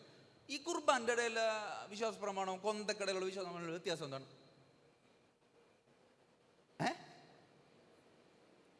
പോരട്ടെ? അങ്ങനെ രണ്ടെണ്ണം ഇല്ല. ഇവിടെ രണ്ടും ഒന്നാണോ? രണ്ടല്ലേ? ഞാൻ പറഞ്ഞ് ഈ റൈറ്റ് മാറിയപ്പോൾ സാധനം മാറി വിചാരിച്ചു. എന്താണ് രണ്ടും തമ്മിലുള്ള വ്യത്യാസം? ഒരെണ്ണത്തിന് എന്തെന്നാ പറയണത്? നിക്യ വിശ്വാസ പ്രമാണം, നൈസിയൻ ക്രീഡ്. മറ്റേനെന്താ പറയണത്? അപ്പോസ്തലന്മാരുടെ വിശ്വാസ പ്രമാണം. ഈ കുർബാന്റെ ഇടയിൽ ഇത് ചെല്ലിയാല് ഒരു കർത്താവ് കോപിക്കുക വെച്ചാന്ന് ചോദിച്ചാൽ എന്ത് പറയും നമ്മൾ? നാളെ കുർബാനെല്ലാം വിധിയല്ലാന്നേ. അല്ലാതെ ഒരു വെറൈറ്റി ഓഫ് എന്റർടൈൻമെന്റ് മറ്റെടുത്താലാച്ചാ പെട്ടെന്ന് തീരം ചെയ്യുമല്ല. അല്ല, അങ്ങനെ ചോദിച്ചാൽ എന്ത് പറയും നമ്മ? What's the difference between Nicene creed and apostles creed? എന്താണ് നമുക്കുള്ളൊരു മറുപടി ഞാൻ സാവധാനം പറഞ്ഞുതരാം. പ്രിയമുള്ളവരെ, ഞാൻ നിങ്ങളോട് ചോദിക്കുന്ന ഈ 3 കാര്യങ്ങൾ: പ്രാർത്ഥന, ദൈവവുമായിട്ടുള്ള ബന്ധമാണ്. അതോടൊപ്പം തന്നെ പഠിക്കുക. എന്താ പഠിക്കേണ്ടത്? ബന്ധമാണ് പഠിക്കേണ്ടത്. ദാറ്റ് ബോണ്ട് നമ്മൾ പഠിക്കണം.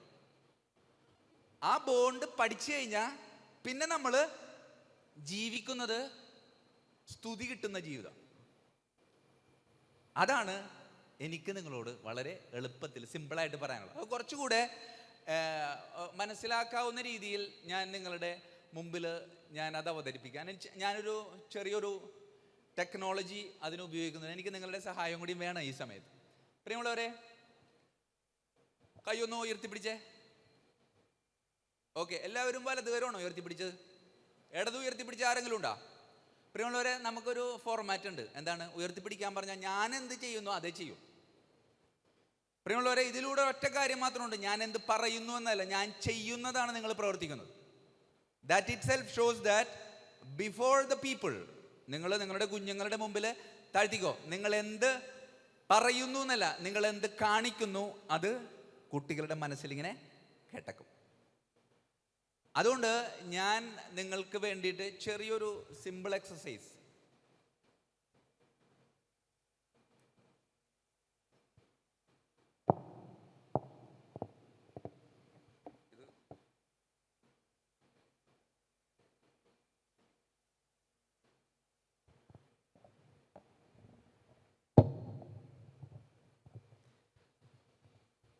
പ്രിയമുള്ളവരെ, ഞാൻ നിങ്ങളുടെ ഒരു സ്തുതി പിടിച്ചേ സന്തോഷത്തിൽ.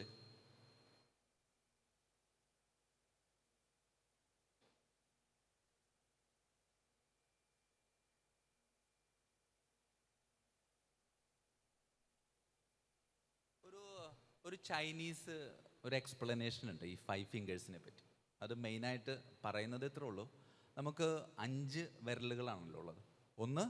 അതിനെ നമ്മൾ 5 വിരലുകളെ നമ്മൾ ചിത്രീകരിക്കുന്നത് നമ്മളുടെ thumb, 2 pointing finger, middle finger, ring finger, Pinky finger. അങ്ങനെ നമ്മളുടെ ശരീരത്തിലെ 5 വിരലുകൾക്ക് പേര് കൊടുത്തിട്ടുണ്ട്.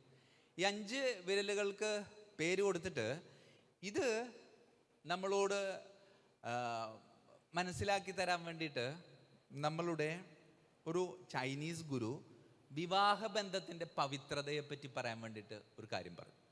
അത് വേറൊന്നുമല്ല, ഈ 5 ഫിംഗേഴ്സ് നമ്മളുടെ കുടുംബത്തിലെ 5 വ്യക്തികളുമായിട്ട് ബന്ധപ്പെടുത്തിയാണ് പുള്ളി സംസാരിച്ചത്. ആ സംസാരത്തിൻ്റെ പൊരുൾ എങ്ങനെയായിരുന്നു? അത് ശരിക്കും ഈ ഗുരു സംസാരിക്കുമ്പോൾ അദ്ദേഹം പങ്കുവച്ച വളരെ സുന്ദരമായിട്ടുള്ളൊരു ചിന്ത എങ്ങനെയാണ്? പ്രിയമുള്ളവരെ, വിവാഹബന്ധവുമായിട്ട് ബന്ധപ്പെട്ടാണ് ഇത് സംസാരിക്കുന്നത്. ചിലപ്പോൾ നിങ്ങൾ കേട്ടിട്ടുണ്ടാവും, കേട്ടിട്ടില്ലെങ്കിൽ ആദ്യമായിട്ട് കേൾക്കുകയാണെങ്കിൽ സ്നേഹത്തോടെ കേൾക്കുക. നേരത്തെ കേട്ടിട്ടുണ്ടെങ്കിൽ അത് വേറൊരു ബ്ലെൻഡിൽക്ക് ഞാൻ നിങ്ങളെ കൊണ്ടുവരുവാനായിട്ട് സഹായിക്കാം. വേറൊന്നുമല്ല, കൈ ഇങ്ങനെ ഒന്ന് കുപ്പി പിടിച്ചേ. ഓക്കെ, ഇതിനകത്ത് എന്നെ പ്രതിനിധാനം ചെയ്യുന്നത് നടുവിലെ വിരലാണ്. കാണുമ്പോൾ തന്നെ നമുക്കൊരു സന്തോഷമുണ്ട്. എന്താണ്? അത് ഇച്ചിരി വലുതാണ്. നമ്മൾ പൊതുവേ ഇത്തിരി വലുതാണല്ലോ. അപ്പോൾ നമ്മളെ പ്രതിനിധാനം ചെയ്യുന്നത് ഞാൻ വലുതല്ലേ എപ്പോഴും? പ്രിയമുള്ളവരെ, വീട്ടിലെ പ്രധാനപ്പെട്ട ആളാരാണ്? ഞാനാണ്.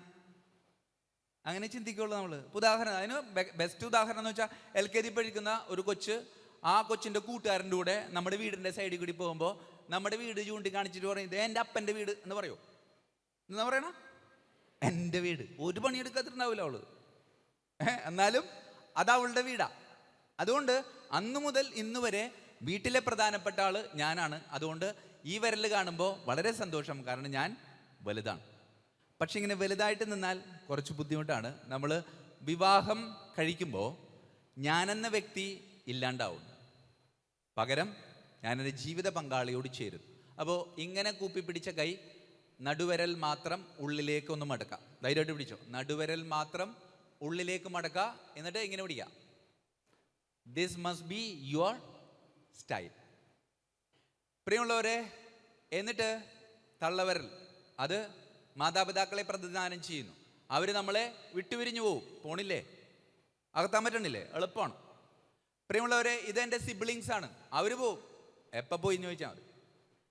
പിന്നെ അവസാനത്തത് എൻ്റെ മക്കളാണ്. അവര് പോവാൻ കാത്തിരിക്കുക. പ്രിയമുള്ളവരെ, മറ്റത് പോണുണ്ടോ? അത് പോവില്ല. അതങ്ങനെ കിടക്കും അവസാനം വരെ. എന്തുകൊണ്ടാ? കൈ മര്യാദക്കാക്കിക്കോ, താഴ്ത്തിട്ടോ. എന്തുകൊണ്ടാ? പ്രിയമുള്ളവരെ, രക്തബന്ധമാണ് പ്രധാനപ്പെട്ടത് എന്ന് പറയുമ്പോഴും എനിക്ക് നിങ്ങളോട് പറയാനുള്ള വേറൊരു പ്രധാനപ്പെട്ട കാര്യം, ഈ വിവാഹ ബന്ധം കൂദാശയിലൂടെ ലഭിക്കുന്ന ഒരു ബന്ധമാണ്, കൗദാശികമായിട്ടുള്ള ബന്ധമാണ്. അതുകൊണ്ട് കൂദാശയിലൂടെ ലഭിക്കുന്ന ബന്ധത്തിന് വലിയ പ്രാധാന്യം ഉണ്ടെന്നാണ് പറയുന്നത്. അപ്പോൾ വലിയ പ്രാധാന്യമുള്ള കൗദാശിക ബന്ധം നമ്മളുടെ ജീവിതത്തിലുള്ളപ്പോൾ മറ്റ് ബന്ധങ്ങളെക്കാളും കൗദാശിക ബന്ധത്തിന് പ്രാധാന്യം ഉണ്ടെന്നാണ് പറയുന്നത്. ഇത് തന്നെ ഞാൻ സഭയുമായുള്ള ബന്ധത്തോട് ചേർത്ത് വയ്ക്കാം. സഭയുമായിട്ടുള്ള ബന്ധത്ത് പാരൻസിനെ പ്രതിനിധാനം ചെയ്യുന്നത് ഞാൻ എൻ്റെ കത്തോലിക്ക ജീവിതം ആരംഭിച്ചത് മാമോദീസയിലൂടെയാണ്. മാമോദീസയിൽ 5 പ്രധാനപ്പെട്ട ആളുകളാണ് ഉണ്ടായത്. ഒന്ന് എൻ്റെ അപ്പൻ, അമ്മ, ജ്ഞാനസ്നാന പിതാവ്, ജ്ഞാനസ്നാന മാതാവ്, പിന്നെ എൻ്റെ പുരോഹിതൻ. ഈ 5 പേരും എന്നെ ഇവിടേക്ക് സ്വീകരിച്ചു. അതാണ് ഈ തള്ളവിരലിനെ പ്രതിനിധാനം ചെയ്യുന്നത്. ഇത് ചൂണ്ടുവിരൽ, അത് എപ്പോഴും മറ്റ് ആത്മാക്കളാണ്. അതിൽ വിശുദ്ധരുണ്ടാകാം, വിശുദ്ധരല്ലാത്തവരുണ്ടാകാം, ഇപ്പോൾ ജീവിക്കുന്നവരുണ്ടാവും, ഇനി വരാൻ പോകുന്നവരുണ്ടാവും. ഇതാണ് ഇത് എന്നെ പ്രതിനിധാനം, എൻ്റെ ആത്മാവാണ്. എൻ്റെ ആത്മാവ് അഹങ്കാരത്തിൽ ഉയർന്നു നിൽക്കാനുള്ളതല്ല, അതിങ്ങനെ മടങ്ങി നിൽക്കാനുള്ളതാണ്. അതിനുശേഷം ചെറുവിരൽ, അത് ഞാൻ പഠിപ്പിക്കുന്ന, ഉദാഹരണത്തിന് ഇപ്പോൾ നിങ്ങളുടെ കാറ്റഗിസം സ്റ്റുഡൻസ്, അവരും നിങ്ങളെ വിട്ടുപോയേക്കാം. പക്ഷെ ഇത് അല്ലെ മണവാട്ടി, സഭ ഏറ്റവും കൂടുതൽ അടുത്ത് നിൽക്കുന്നത് ക്രിസ്തുവിനോടാണ്. അപ്പോൾ ഈ ബന്ധം വളരെ സ്ട്രോങ് ആയിട്ട് നമ്മുടെ കൂടെ ഉണ്ട്. ഈ ഒരു ബന്ധം വളരെ സ്ട്രോങ് ആയിട്ട് നമ്മുടെ കൂടെ ഉണ്ട് എങ്കിൽ മറ്റ് ബന്ധങ്ങളൊന്നും ഒരു പ്രശ്നമല്ല. അതുകൊണ്ട് ഈ ബന്ധത്തിൽ അടിയുറച്ചു നിൽക്കാൻ വേണ്ടിയിട്ടാണ് ദൈവം നിങ്ങളെ തെരഞ്ഞെടുത്തിരിക്കുന്നതെന്ന് പറയുന്നത്. ആ ഒരു ബോധ്യത്തോടു കൂടെ നിങ്ങൾക്ക് ജീവിക്കാനായിട്ട് പറ്റണം. അങ്ങനെ ജീവിക്കാൻ പറ്റട്ടെ എന്നൊരു ആശംസയാണ്. പ്രിയമുള്ളവരെ, ഒന്ന് വായിച്ചോ, ഓർക്ക വായിക്കേ. ഗോഡ് ഈസ് നോവെയർ ആണോ? പ്രിയമുള്ളവരെ, വളരെ സിമ്പിളായിട്ട് എനിക്ക് നിങ്ങളോട് പറയുന്നത്, ഒരേ സാധനം, ഒരേ അക്ഷരം, ഒരേ രീതി, പക്ഷേ ഇത് 2 തരത്തിൽ വായിക്കാം. 2 തരത്തിൽ നിങ്ങൾക്ക് അത് വായിക്കാം. ചിലർ അത് ദൈവം ഇല്ല എന്ന് വായിക്കുന്നു, ചിലർ അത് ദൈവം ഇവിടെ ഇപ്പോൾ എൻ്റെ കൂടെ ഉണ്ട് എന്ന് വായിക്കും. അത് നമ്മുടെയൊക്കെ ജീവിതത്തിൽ നമ്മൾ കാത്തു സൂക്ഷിക്കേണ്ട ഒരു കാര്യമാണ്. പ്രിയമുള്ളവരെ, ഞാൻ നിങ്ങളോട് നേരത്തെ പറഞ്ഞല്ലോ, നമ്മൾ ഈ കൊന്തക്കടയിലെ വിശ്വാസ പ്രമാണവും കുർബാൻ്റെ ഇടയിലെ വിശ്വാസ പ്രമാണവും എന്ന് പറയും. What's the difference between? ഞാൻ വീണ്ടും നിങ്ങളോട് ചോദിക്കണം. ഞാൻ പറഞ്ഞതേ, നമ്മൾ പ്രാർത്ഥന എന്തുകൊണ്ട് പഠിക്കണമെന്ന് പറഞ്ഞാൽ ഹൃദയം കൊണ്ട് പഠിക്കണം. വെറുതെ ഒരു ഉദാഹരണം മനസ്സിലാക്കാൻ വേണ്ടിയിട്ട് മാത്രം. ഇത് എല്ലാ കാര്യത്തിലും അപ്ലൈ ചെയ്യാം, പക്ഷേ കുറച്ച് ബുദ്ധിമുട്ടണമെന്ന് മാത്രം. പ്രിയമുള്ളവരെ, ഞാൻ വെറുതെ ഇതിനകത്ത് നിങ്ങളോട് ചോദിക്കണം, എത്ര പ്രാവശ്യം ഇതിനകത്ത് വിശ്വസിക്കുന്നു എന്ന് ആവർത്തിക്കപ്പെടുന്നുണ്ട്? പറയാമോ? എത്ര പ്രാവശ്യം ഇതിനകത്ത്? എത്ര പ്രാവശ്യമാണ് പറഞ്ഞോ? 5 പ്രാവശ്യം. അതിനർത്ഥം വിശ്വാസ പ്രമാണം എന്താണെന്നാണ്? വിശ്വാസ പ്രമാണത്തിൽ 5 പ്രാവശ്യം വിശ്വസിക്കുന്നു എന്ന് നമ്മൾ പറയുന്നുണ്ട്. കുട്ടികളോട് വളരെ സിമ്പിളായിട്ട് പറഞ്ഞു, ഈ 5 പ്രാവശ്യം വിശ്വസിക്കുന്നു എന്ന് പറയുമ്പോഴും നമ്മൾ ചിന്തിക്കുന്ന ഒരു പ്രധാനപ്പെട്ട ഒരു കാര്യം, ഈ 5 വിശ്വാസ പ്രമാണങ്ങളെ, ഈ 5 വിശ്വാസങ്ങളെ നമ്മളൊന്ന് കുട്ടികൾക്ക് മനസ്സിലാകാം. ആദ്യത്തെ 3 എന്തൊക്കെയാണ്? പിതാവ്, പുത്രൻ, പരിശുദ്ധാത്മാവ്. അവസാനത്തെ 2 അത് സഭയെയും അന്ത്യവിധിയെയും പറ്റിയാണ്. ഇതാണ് വിശ്വാസ പ്രമാണത്തിൽ നമ്മൾ കാണുന്നത്. ഈ വിശ്വാസ പ്രമാണം കുട്ടികളുടെ മനസ്സിലേക്ക് ഇങ്ങനെ കൊടുത്തിട്ടുണ്ടെങ്കിൽ, വിശ്വാസ പ്രമാണത്തിൽ 5 വിശ്വസിക്കുന്നു എന്നല്ല, അതിൽ 12 വിശ്വാസ സത്യങ്ങളുണ്ട്. ആ 12 വിശ്വാസ സത്യങ്ങളെ കുട്ടികൾക്ക് മനസ്സിലാക്കാവുന്ന രീതിയിൽ ഇങ്ങനെ ഒന്ന് ഡിവൈഡ് ചെയ്തിട്ട്, പിതാവ്, പുത്രൻ, പരിശുദ്ധാത്മാവ്. പുത്രനെ പറ്റി കുറച്ച് കാര്യങ്ങളുണ്ട് പറയുന്നുണ്ട്. പുത്രനെ പറ്റി 5 എക്സ്പ്ലനേഷൻസും കൂടി കൊടുക്കുന്നുണ്ട്. ജനനം, മരണം, പാതാളം, സ്വർഗാരോഹണം, രണ്ടാമത്തെ ആഗമനം, പിന്നെ സഭ, അന്ത്യവിധിയെ പറ്റി, പാപമോചന ശരീരത്തിൽ. അങ്ങനെ ഈ 12 കാര്യങ്ങളാണ് വിശ്വാസ പ്രമാണത്തിൽ നമ്മൾ പഠിപ്പിക്കുന്നത്. ഇങ്ങനെ പഠിപ്പിക്കണമെങ്കിൽ അത് പഠിക്കണമെങ്കിൽ കുത്തിയിരിക്കണം. അതെൻ്റെ ഹൃദയത്തിലേക്ക് വരണമെന്നുള്ള. പ്രിയമുള്ളവരെ, ഞാൻ നിങ്ങളോട് പറയാനായിട്ട് ആഗ്രഹിക്കുന്നു, അതിന് കുറച്ച് നമ്മൾ അത് ഒന്ന് വിഷ്വലൈസ് ചെയ്യാനായിട്ട് ഞാനൊന്ന് പരിശ്രമിച്ചാണ്. മുഴുവനായിട്ടില്ല, പക്ഷേ എനിക്ക് എൻ്റെതായ വിഷ്വലൈസേഷൻ ഉണ്ട്. വിശ്വാസ പ്രമാണത്തിൽ. അപ്പോൾ എൻ്റെതായൊരു വിഷ്വലൈസേഷൻ എന്ന് പറയുമ്പോൾ നമ്മൾ ഈ ഒരു വിശ്വാസ പ്രമാണത്തെ നമ്മൾ ഓരോന്നോരോന്നും അല്ലേ, എന്താണ് പുത്രൻ, എന്താണ് പിതാവ്, എന്താണ് പരിശുദ്ധാത്മാവ്, അതിലുള്ള സത്യങ്ങൾ എന്തൊക്കെയാണ്, അതിങ്ങനെ ഓരോന്നോരോന്നായിട്ട് കുട്ടികളുടെ മനസ്സിലേക്ക് ഇങ്ങനെ പകർന്നു നൽകുമ്പോൾ അത് അവരുടെ കിടക്കുക. ഒറ്റക്കാലിൽ നിന്ന് ഞാൻ കാണാതെ പഠിച്ച വിശ്വാസ പ്രമാണം വെറുതെ സ്വസ്ഥമായിരുന്ന് കുട്ടികളുടെ ഉള്ളിലേക്ക് പകർന്നു കൊടുക്കാൻ പറ്റാവുന്ന ഒരു വിശ്വാസ പ്രമാണമാണ് എന്ന് കുട്ടികൾക്ക് ഉള്ളിലേക്ക് ഇങ്ങനെ ഇട്ടുകൊടുക്കുമ്പോൾ അവർക്ക് തോന്നും ഇത് കൊള്ളാലോ, ഇത് എളുപ്പമുള്ള കാര്യമാണല്ലോ. അതുകൊണ്ട് പ്രിയമുള്ളവരെ, ഒരു പ്രാർത്ഥന പഠിപ്പിക്കുമ്പോൾ നമ്മൾ അതൊന്നിരുന്ന് പഠിക്കണം. പഠിക്കാന്ന് വെച്ചാൽ ഇതേ ചങ്കുകൊണ്ട് പഠിക്കണം. ചങ്കുകൊണ്ട് പഠിച്ച് അത് മറ്റുള്ളവരിലേക്ക് പകർന്ന് നൽകാനായിട്ട് പറ്റണമെന്നാണ് പറയും.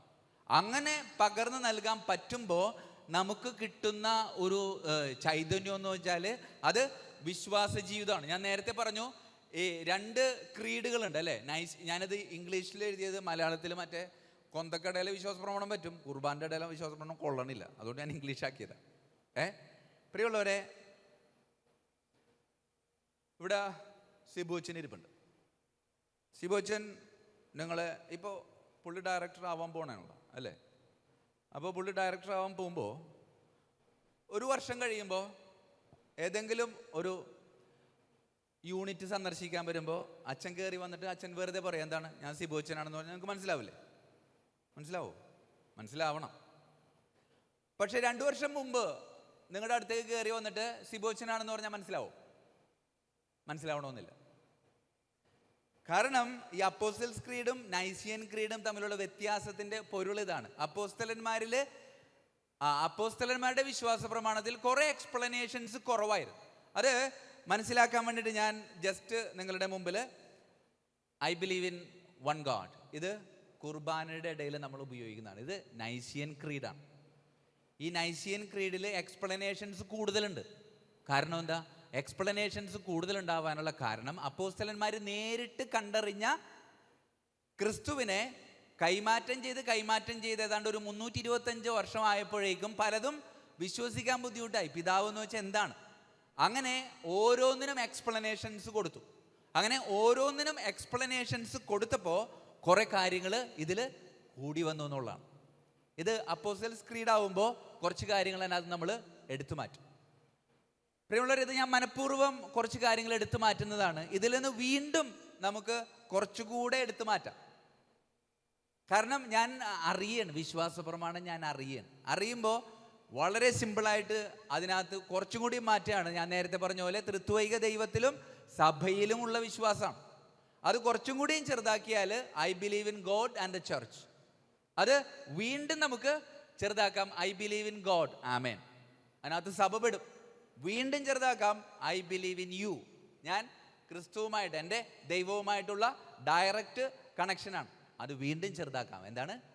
I believe. ഇതിനകത്തേക്ക് വരണമെന്നാണ് പറയുന്നത്. ഇതിനകത്തേക്ക് വന്നു കഴിയുമ്പോൾ ഞാൻ വിശ്വസിക്കുന്നു, അപ്പോൾ പരിചയമില്ലാത്ത ഒരാൾ എന്തില്? അപ്പോൾ അവനോട് പറഞ്ഞു കൊടുക്കണം എന്താണ്? I believe in you. You എന്ന് വെച്ചാൽ ആരാണ്? യു എന്ന് വെച്ചാൽ ദൈവമാണ്. ആ ദൈവം, നിന്റെ ദൈവത്തിന് എന്താണ് പ്രത്യേകത? എൻ്റെ സാധാരണ ദൈവമല്ല, എൻ്റെ ദൈവം സഭയും കൂടി ചേർന്നതാണ്. വചനം മാത്രമല്ല, പാരമ്പര്യവും കൂടിയുണ്ട്. അതിനുശേഷം വീണ്ടും ചോദിക്കും ആ ദൈവത്തിന് വേറെ എന്തെങ്കിലും പ്രത്യേകത? അപ്പോൾ ദൈവത്തിന് പറയും ദൈവത്തിന് 3 ആളുകളുണ്ട്.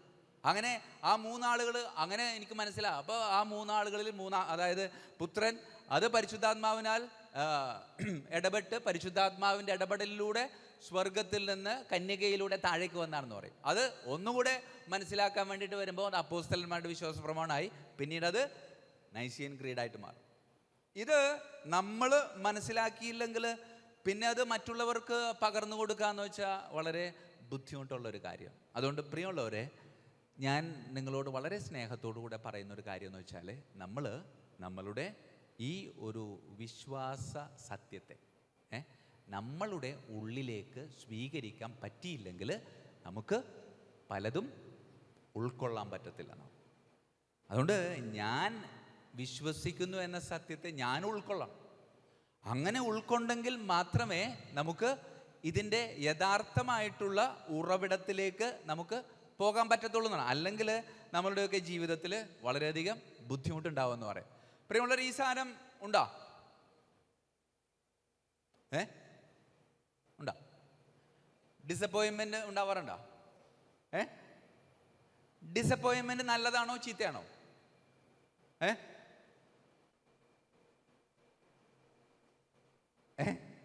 ഡിസപ്പോയിൻമെന്റ് അതിന്റെ അർത്ഥം എന്താണ്? നിരാശ. അത് ജീവിതത്തിൽ നിരാശ, അതായത് ഡിസപ്പോയിൻമെന്റ് പറഞ്ഞവർ വേണ്ട, ഞാൻ പൊക്കണില്ല, നിങ്ങൾ പൊക്കുകയും ചെയ്യും, പിന്നെ ഞാൻ ബുദ്ധിമുട്ടുണ്ടാകും.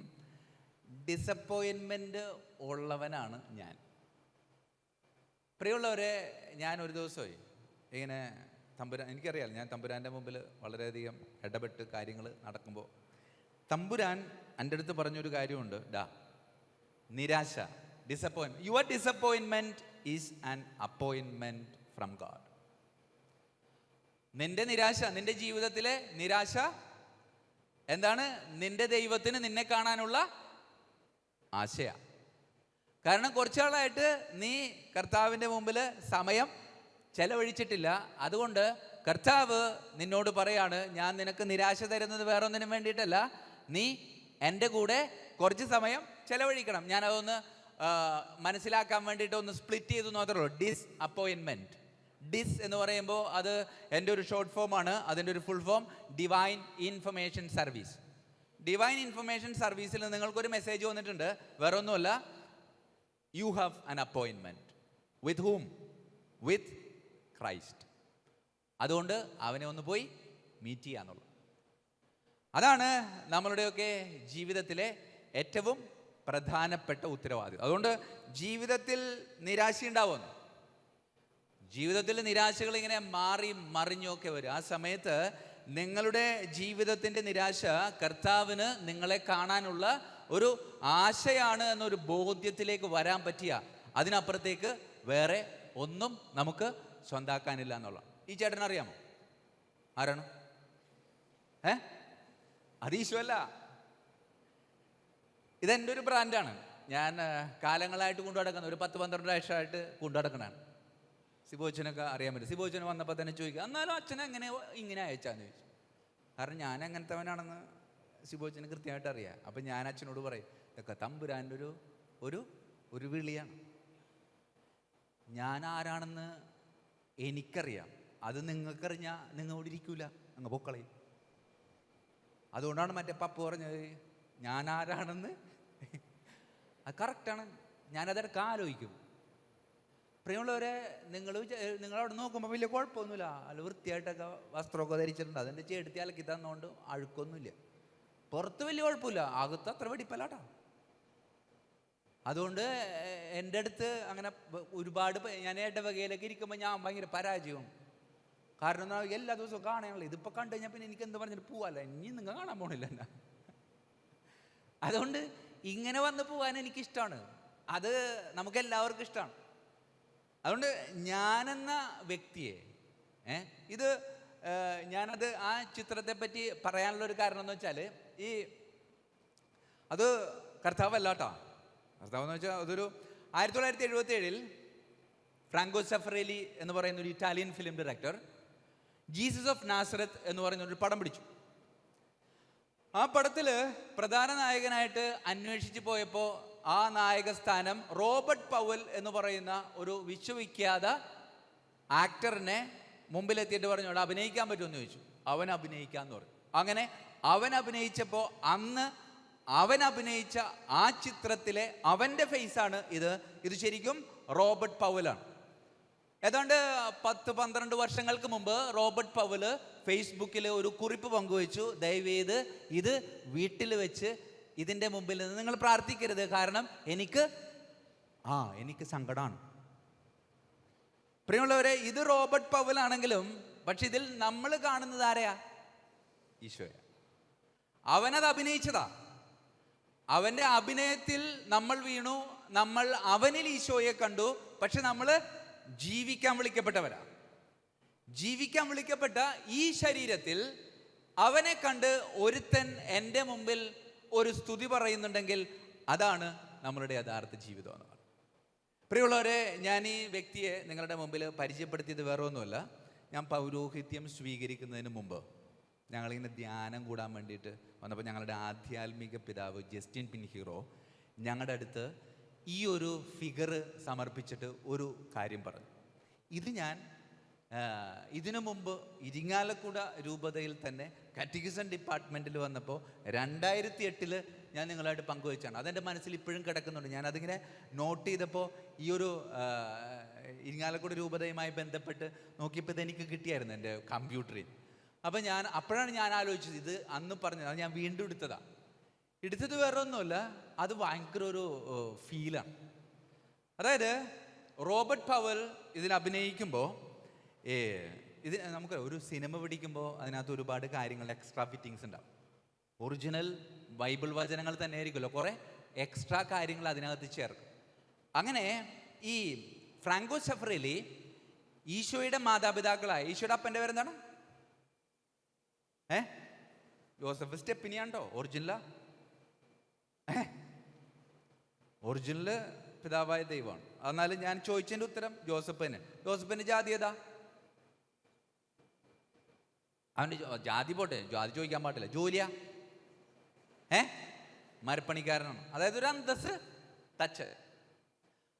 അതായത് ഈ ബിൽഡിങ്ങിൻ്റെ 1/4 ഭാഗം വലിപ്പമുള്ള ഒരു ചെറിയൊരു വർക്ക്ഷോപ്പ് അവനുണ്ട്. അങ്ങനെ വർക്ക്ഷോപ്പിൽ ഈ ഔസേപ്പിതാവ് ജോലി ചെയ്തുകൊണ്ടിരിക്കുമ്പോൾ ഔസേപ്പിതാവിനെ കാണാൻ വേണ്ടിയിട്ട് ഒരു കൂട്ടുകാരൻ വന്നിട്ട് ഔസേപ്പിതാവിനോട് ചോദിക്കും, ഔസേപ്പ് എന്തുണ്ട് വിശേഷം, സുഖമാണോടാ? അപ്പോൾ അവന് പിന്നെ അടിപൊളിയായിട്ട് ജീവിക്കുന്നു. ഇവിടെ കല്യാണം ഉറപ്പിച്ചല്ലേ? കല്യാണം ഉറപ്പിച്ചു. ഞാൻ അറിഞ്ഞായിരുന്നു. മേരിയാണല്ലേ കേട്ടാ? അതിവിടെ മേരിയാണ്, നല്ല വെച്ചാണ്ടാണ്. അങ്ങനെ അവരിങ്ങനെ കുറച്ച് നേരമൊക്കെ സംസാരിച്ച് നിന്നിട്ട് എടാ ഞാൻ പോണ വഴിക്ക് അല്ലടാ ഞാൻ വേറൊരു കാര്യം പറയാൻ പറഞ്ഞാണ്. എന്തായി? എടാ മേരിയില്ലേ, നല്ല വെച്ചല്ലേ അവള്? അതെ, അവള് ഗർഭിണിയാണെന്ന് കേട്ടല്ല, ശരിയാണ്. അപ്പം അവൻ പറഞ്ഞു, ഒരിക്കലും ഇല്ല, അവളെപ്പറ്റി നീ അങ്ങനെയൊക്കെ പറയല്ലേ ഏട്ടാ. അല്ലടാ ഞാൻ അറിഞ്ഞത് പറഞ്ഞു ഒന്നും മാത്രമുണ്ട്. അവനവിടെ ഇറങ്ങിയാട് പോയി. പ്രിയമുള്ളവരെ, നമുക്കുണ്ടാവും ഇതുപോലെ കുറച്ച് കൂട്ടുകാർ.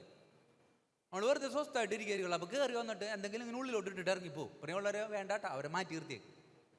അങ്ങനത്തെ സ്വഭാവം നിങ്ങൾക്കുണ്ടെങ്കിൽ നിങ്ങൾക്ക് വേണ്ടിയിട്ടാണ് വചനത്തിൽ പറഞ്ഞേക്കണം. മറ്റേ കഴുത്തിൽ മറ്റേ സാധനം കെട്ടിയിട്ട് ഒറ്റേറ് എവിടെ പോകണം? കടലിൽ പോയിട്ട് ആ ശരീരം മുകളിലോട്ട് വരരുത്. പോയിക്കോ, ആത്മഹത്യ തെറ്റല്ല. ആ കാര്യത്തിൽ ഞാൻ പ്രൊമോട്ട് ചെയ്യണം. ഇങ്ങനെയുള്ള ജീവിക്കാൻ ചാവണേ ഞാൻ. അപ്പോൾ ഇങ്ങനെ ഒരു അസ്വസ്ഥത കൊടുത്ത ഒരു ജീവിതത്തിൻ്റെ പശ്ചാത്തലത്തിൽ നമ്മുടെ ഔസേപ്പിതാവ് കുറച്ചേരം ഇങ്ങനെ ആലോചിക്കും, ശരിയാവോ? ഒരിക്കലും ആവാൻ വഴിയില്ല, മറിയം പാവം. എന്നാലും അവനൊരു സ്വസ്ഥത കുറവ്. അവൻ എന്ത് ചെയ്തു? ഒന്ന് അന്വേഷിച്ചേക്കാം. എന്ത് ചെയ്യും? ഇന്നത്തെ പോലെ ഫേസ്ബുക്ക് ഉണ്ടോ? വാട്സപ്പും ഇല്ല. എന്ത് ചെയ്യണം? പിന്നെ നടന്നു പോകണം.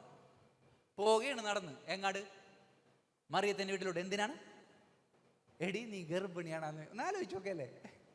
ഇപ്പോഴത്തെ കാലഘട്ടത്തിൽ ഫോൺ വിളിച്ച് നമുക്ക് ചോദിക്കാൻ പറ്റൂല. ഇപ്പം അഡ്വാൻസ്ഡ് ആയി. എന്നാലും നമുക്ക് ചോദിക്കാൻ പറ്റത്തില്ല. പക്ഷെ അത് ചോദിക്കാതിരിക്കാൻ പറ്റില്ല. അങ്ങനെ തന്നെ ഔസേപ്പിതാവ് പോണ സമയത്ത് ഫ്രാങ്കോ സെഫറേലിൻ്റെ പശ്ചാത്തലത്തിൽ വളരെ ഭംഗിയായിട്ട് അവതരിപ്പിക്കുന്നുണ്ട്. അങ്ങനെ ചെന്നിട്ട് വാതിലിൽ ഇങ്ങനെ മുട്ടി. വാതിൽ തുറന്നു. അപ്പുറത്ത് മേരി, ഇപ്പുറത്ത് ഔസേപ്പ്. മേരിക്ക് ഔസേപ്പിനെ കണ്ടതിൽ വല്ലാത്ത സന്തോഷം. പക്ഷെ ഔസേപ്പിന് അത്ര സന്തോഷമില്ല. ആദ്യത്തെ നോട്ടം പോയത് മുഖത്തല്ല, എവിടേക്കായിരിക്കും? വയറ്റിൽ പ്രഥമ ദൃഷ്ടിയെ കുഴപ്പമൊന്നുമില്ല. എന്നാലും വന്നത് അറിയിക്കണമല്ലോ. അപ്പോൾ ഇതിനകത്ത് ഞാൻ ഒരു കാര്യം പറയുന്നു. ഇതിനകത്ത് ദൈവശാസ്ത്രപരമായിട്ടുള്ളതും വിശ്വാസമായിട്ടുള്ള കംപ്ലീറ്റ് മാറ്റി വെക്കാം. ഒരു പച്ചയായ മനുഷ്യൻ വിവാഹം കഴിക്കാൻ പോകുന്ന പെങ്കൊച്ച് ഗർഭിണിയാണെന്ന് അറിഞ്ഞപ്പോൾ അവളോട് ചെന്ന് നീ ഗർഭിണിയാണോ എന്ന് ചോദിക്കുന്ന ഒരു സിറ്റുവേഷൻ മനസ്സിലുണ്ടാക്കാം. അങ്ങനെ അവളോട് ചെന്നിട്ട് എന്താണ്ടൊക്കെ ഇവൻ വർത്താനം പറയുന്നുണ്ട്. അവള് ചോദിക്കുന്നതിന് വേണ്ടി എന്തൊക്കെയോ മറുപടി പറയുന്നുണ്ട്. കാരണം റിലേ പോയേക്കാണ്. അതിനുശേഷം ഒരു കണക്കിന് ഇവളോട് ഔസേപ്പിതാവ് ചോദിക്കുന്നുണ്ട്. എന്താണ്? ഔസേപ്പിതാവ് ചോദിച്ചെന്ന് ചോദിച്ചില്ലെന്ന് വെച്ചില്ല. ചോദ്യം ഇതായിരുന്നു, എടി ഇങ്ങനെ പറഞ്ഞ ഗർഭിണിയാണെന്ന്, ശരിയാണെന്ന്. അപ്പോൾ ഒരു ഉത്തരം പ്രതീക്ഷിക്കുന്നുണ്ട് ഔസേപ്പിതാവ്. എന്താണത്? ഇല്ലടാ, വെറുതെ നോണേണാ പറഞ്ഞത്. അങ്ങനെ ഒരു ഉത്തരം പ്രതീക്ഷിച്ചുകൊണ്ടിരിക്കുമ്പോഴാണ് എന്ത് പറയണത്? ശരിയാണെന്ന്. അതായത് എന്താണ്? ദൈവമൊക്കെ മാറ്റി വെക്കട്ടെ, കർത്താവിൻ്റെ വളർത്തപ്പൻ അതൊക്കെ മാറ്റി വെക്കും. സാധാരണ പച്ചയായ ഒരു ഔസേപ്പിതാവിന് പ്രായം എത്രയുണ്ട്? ആ പാവപ്പെട്ടവനോ ചെറുപ്പക്കാരനാണെന്ന് അവന് വെറുതെ നശിപ്പിച്ച ആവശ്യത്തേക്കിനെ വളച്ചു കൂട്ടി അത് മറ്റേ ഇതിനകത്ത് വെക്കാൻ വേണ്ടിയിട്ടാണ്. ഏതിലാണ്? മറ്റേ പുൽക്കൂട്ടിൽ വെക്കാൻ വേണ്ടിയിട്ട് വളച്ചൊടിച്ച് ഒരു വടിയും കൊടുത്ത് അതും പിടിച്ചത് ഇങ്ങനെ ഇരിക്കുകയാണ്. നല്ല നല്ല സുന്ദരൻ, നല്ല ചെറുപ്പക്കാരനായിരുന്നു. ഒന്ന് ഔസേപ്പിതാവ് മറിയത്തിന് വിവാഹം കഴിക്കുമ്പോൾ മറിയത്തിന് എത്ര പ്രായമുണ്ടെന്നാണ് ഏകദേശം പറയണത്? പറഞ്ഞോ? 13, 14, 15 ഇരിക്കട്ടെ. ഔസേപ്പിതാവിന് അപ്പൊ ഇരിക്കട്ടെ, ഒരു ഇരട്ടി ഇരിക്കട്ടെ. എത്രയാണ്? 30. പ്രിയമുള്ളവർ, ഇത് ആലോചിച്ച് നോക്കി. ഇപ്പൊ 30 വയസ്സെന്ന് പറഞ്ഞാൽ ഒരു കുഴപ്പമാണോ? ഇപ്പോഴത്തെ 30 വയസ്സുകാരനാ അവൻ LKG ഇരുത്താം, ആ ടൈപ്പിലാണ് ഇപ്പോഴത്തെ 30 വയസ്സ്. അങ്ങനെയാണ്. പക്ഷെ നമ്മൾ ഇവനാ മറ്റേ ഔസേപ്പിതാവ് വയസ്സനാക്കി താടിയൊക്കെ വെച്ച് എനിക്ക് തന്നെ സങ്കടം തോന്നും. അതുകൊണ്ട് എനിക്ക് ഔസേപ്പിതാവ് നല്ലൊരു ഫിഗർ ഉണ്ടാക്കി വെച്ചത്. ഞാൻ ഇടയ്ക്ക് നോക്കിയിട്ട് ഒരു ഔസേപ്പിതാവ് സോറി കേട്ടാ, മറ്റുള്ളവർ അങ്ങനെ കാണിക്കണത് എനിക്ക് ഒരു കുറ്റം പറയാനില്ല, കാരണം അങ്ങനെ ആയിപ്പോയതാണ്. ഇന്നെന്ന് വെച്ചാൽ നമുക്ക് പ്രായം എന്ന് വെച്ചാൽ വളരെ ബുദ്ധിമുട്ടായിരിക്കും അല്ലേ? ചോദിക്കാൻ പാടില്ല, എന്നാലും ഞാൻ ചോദിക്കണം, ടീച്ചർ എത്ര വയസ്സായി? ഈ ടീച്ചറോട് നിങ്ങൾ ഇരിക്കണേ, ഞാൻ ടീച്ചറോട് ചോദിച്ചോളൂ. അതാണ് മറ്റുള്ളവർക്ക് ചിരിക്കാൻ ഒരു കുഴപ്പം. പറയോ എത്രയാണ്? 50. ഈ ടീച്ചറിന് 50 വയസ്സാണ്. ഈ ടീച്ചറിനോട് ഞാൻ 30 വർഷം മുമ്പേ ചോദിക്കുന്നു, എന്തൊക്കെയുണ്ട് വിശേഷം? സന്തോഷമായിട്ട് പോണച്ചാ, എത്ര നാൾ ജീവിക്കണം? ഒരു 30 വർഷം, 50 ആകുമ്പോഴൊക്കെ പോണച്ചാ. അന്നാണ്, ഇന്നലെ അന്ന്. ഇന്ന് ചോദിച്ചാൽ ഒരു 30. അങ്ങനെയല്ലേ? ഞാൻ ചെറുപ്പത്തിലേക്ക് ജീവിക്കുമ്പോൾ ഈ 40 വയസ്സെന്നൊക്കെ പറഞ്ഞ ഒടുക്കത്തെ പ്രായം ഓർന്നു അല്ല? നിങ്ങൾക്കും അങ്ങനെ തന്നെയല്ലേ? ഇപ്പൊ 40 എന്ന് പറഞ്ഞാൽ ഒന്നുമില്ല, ആയിട്ടില്ല. അപ്പൊ നമ്മള് ഏറ്റവും നല്ല പ്രായം ഏതാണ്? ഇപ്പൊ എൻ്റെ പ്രായം ഏതാണോ അതാണ് ഏറ്റവും നല്ല പ്രായം. അപ്പോ ഔസേപ്പിതാവിനെ ഇങ്ങനെ കഷ്ടപ്പെടുത്തി ബുദ്ധിമുട്ടി ഇങ്ങനെ ചെറുപ്പക്കാരനായ ഔസേപ്പിതാവിനെ പ്രായമുള്ളവനാക്കി നമ്മൾ ചിത്രീകരിച്ചെങ്കിലും ഞാൻ എപ്പോഴും ഉള്ളിൽ ഇങ്ങനെ പറയാറുണ്ട്, ഔസേപ്പിതാവേ നീ ചെറുപ്പക്കാരാണെന്ന് എനിക്കറിയാം. അങ്ങനെ ഈ ഔസേപ്പിതാവാണ് സകല ബുദ്ധിമുട്ടുകളും നാണക്കേടുകളും ഒക്കെ മാറ്റിയിട്ട് മറിയത്തോട് പോയി ചോദിക്കുന്നത്, എന്താണ് നീ ഗർഭിണിയാണോ? അപ്പൊ മറുപടി എന്താണ്? ശരിയാണ് അച്ചാന്നും. അതിന്റെ കൂടെ ഒരെണ്ണോട് കൂട്ടിച്ചേർത്ത്. എന്താണ് കൂട്ടിച്ചേർത്ത്? പേടിക്കണ്ട, ഞാൻ പരിശുദ്ധാത്മാവിനാൽ ഗർഭിണിയാണെന്ന് പറയും. അപ്പൊ എന്ത് ഉണ്ടായി? സന്തോഷമാണോ സമാധാനമാണോ ഉണ്ടായത്? പ്രിയമുള്ളവരെ, അതിന് പ്രായോഗികമായ ഒരു ഉദാഹരണം പറയാം. തെറ്റിദ്ധരിക്കണ്ട, വെറുതെ ഒരു ഉദാഹരണം മാത്രം.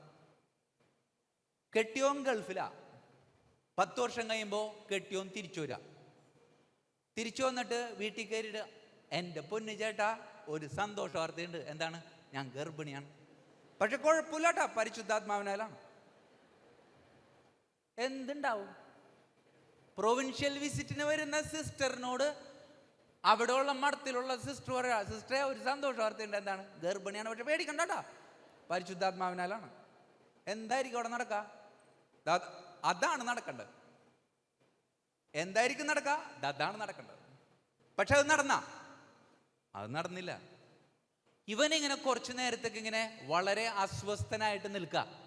എന്നിട്ട് ഔസേപ്പിതാവിനോട് നമ്മളുടെ പരിശുദ്ധ കന്യകാമറിയം ചോദിക്കുന്നുണ്ട്, എൻ്റെ പൊന്ന് മേരി, നീ പറഞ്ഞത് എനിക്ക് മനസ്സിലായി, പക്ഷെ ഇത് കാര്യമൊക്കെ ശരി, നീ പറഞ്ഞു നോക്കണം. ഈ ഫ്രാങ്കോ സഫറേലി ഈ ഔസേപ്പിതാവിന് ആ സമയത്ത് കൊടുക്കുന്ന ഡയലോഗ് ഇങ്ങനെയാണ്: Can anyone believe that you are conceived by the power of the Holy Spirit?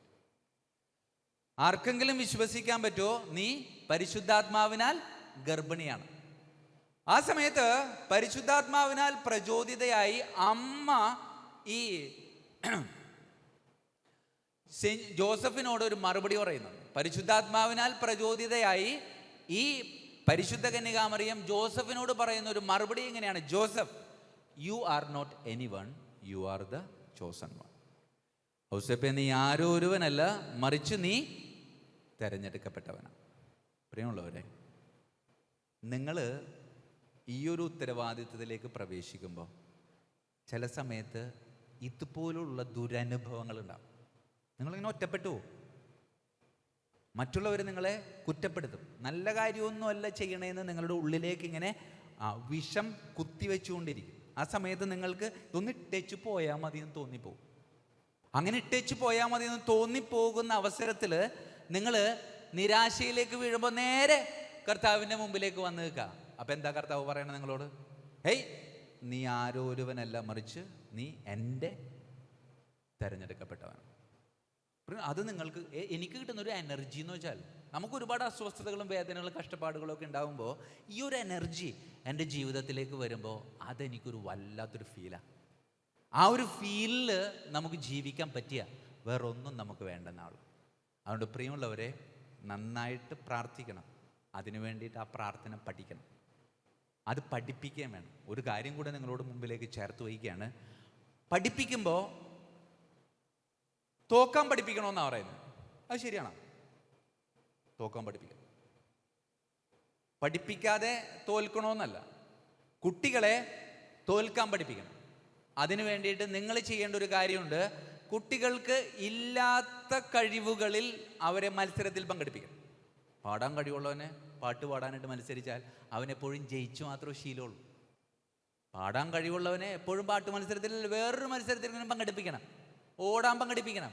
അപ്പോൾ ഓടുമ്പോൾ അവൻ തോറ്റു പോകുമ്പോൾ അവന് തോൽവി അറിയാൻ പറ്റും. നമ്മൾ ഈ ലോകത്ത് തോൽവി അറിയാതെ പിള്ളേരിങ്ങനെ ജയിച്ചു പോവുക. അതുകൊണ്ട് ചെറിയ തോൽവിയിൽ അതിങ്ങനെ ഫാനിൽ ഇങ്ങനെ തൂങ്ങിക്കിടക്കുക. ആ തോൽവി അത് നമ്മുടെയൊക്കെ ജീവിതത്തിലെ പരാതിയാണ്. പഠിക്കാതെ തോൽക്കാനല്ല, അത് എല്ലാവർക്കും പറ്റും. തോൽക്കാൻ പഠിക്കുക, അത് ബുദ്ധിമുട്ടാണ്. അത് നിങ്ങൾ പഠിപ്പിക്കണം. അത് നിങ്ങളുടെ കയ്യിലാണ് ഉള്ളത്. അങ്ങനെ നല്ല ജീവിതം നിങ്ങൾ ജീവിക്കുമ്പോൾ ആ ജീവിതം കണ്ട് കുട്ടികൾ നിങ്ങളുടെ പിന്നാലെ വരട്ടെ. ഞാൻ നിങ്ങളോട് സൂചിപ്പിച്ചു, ബന്ധം, ആത്മബന്ധം ക്രിസ്തുവായിട്ടുണ്ടാവുക.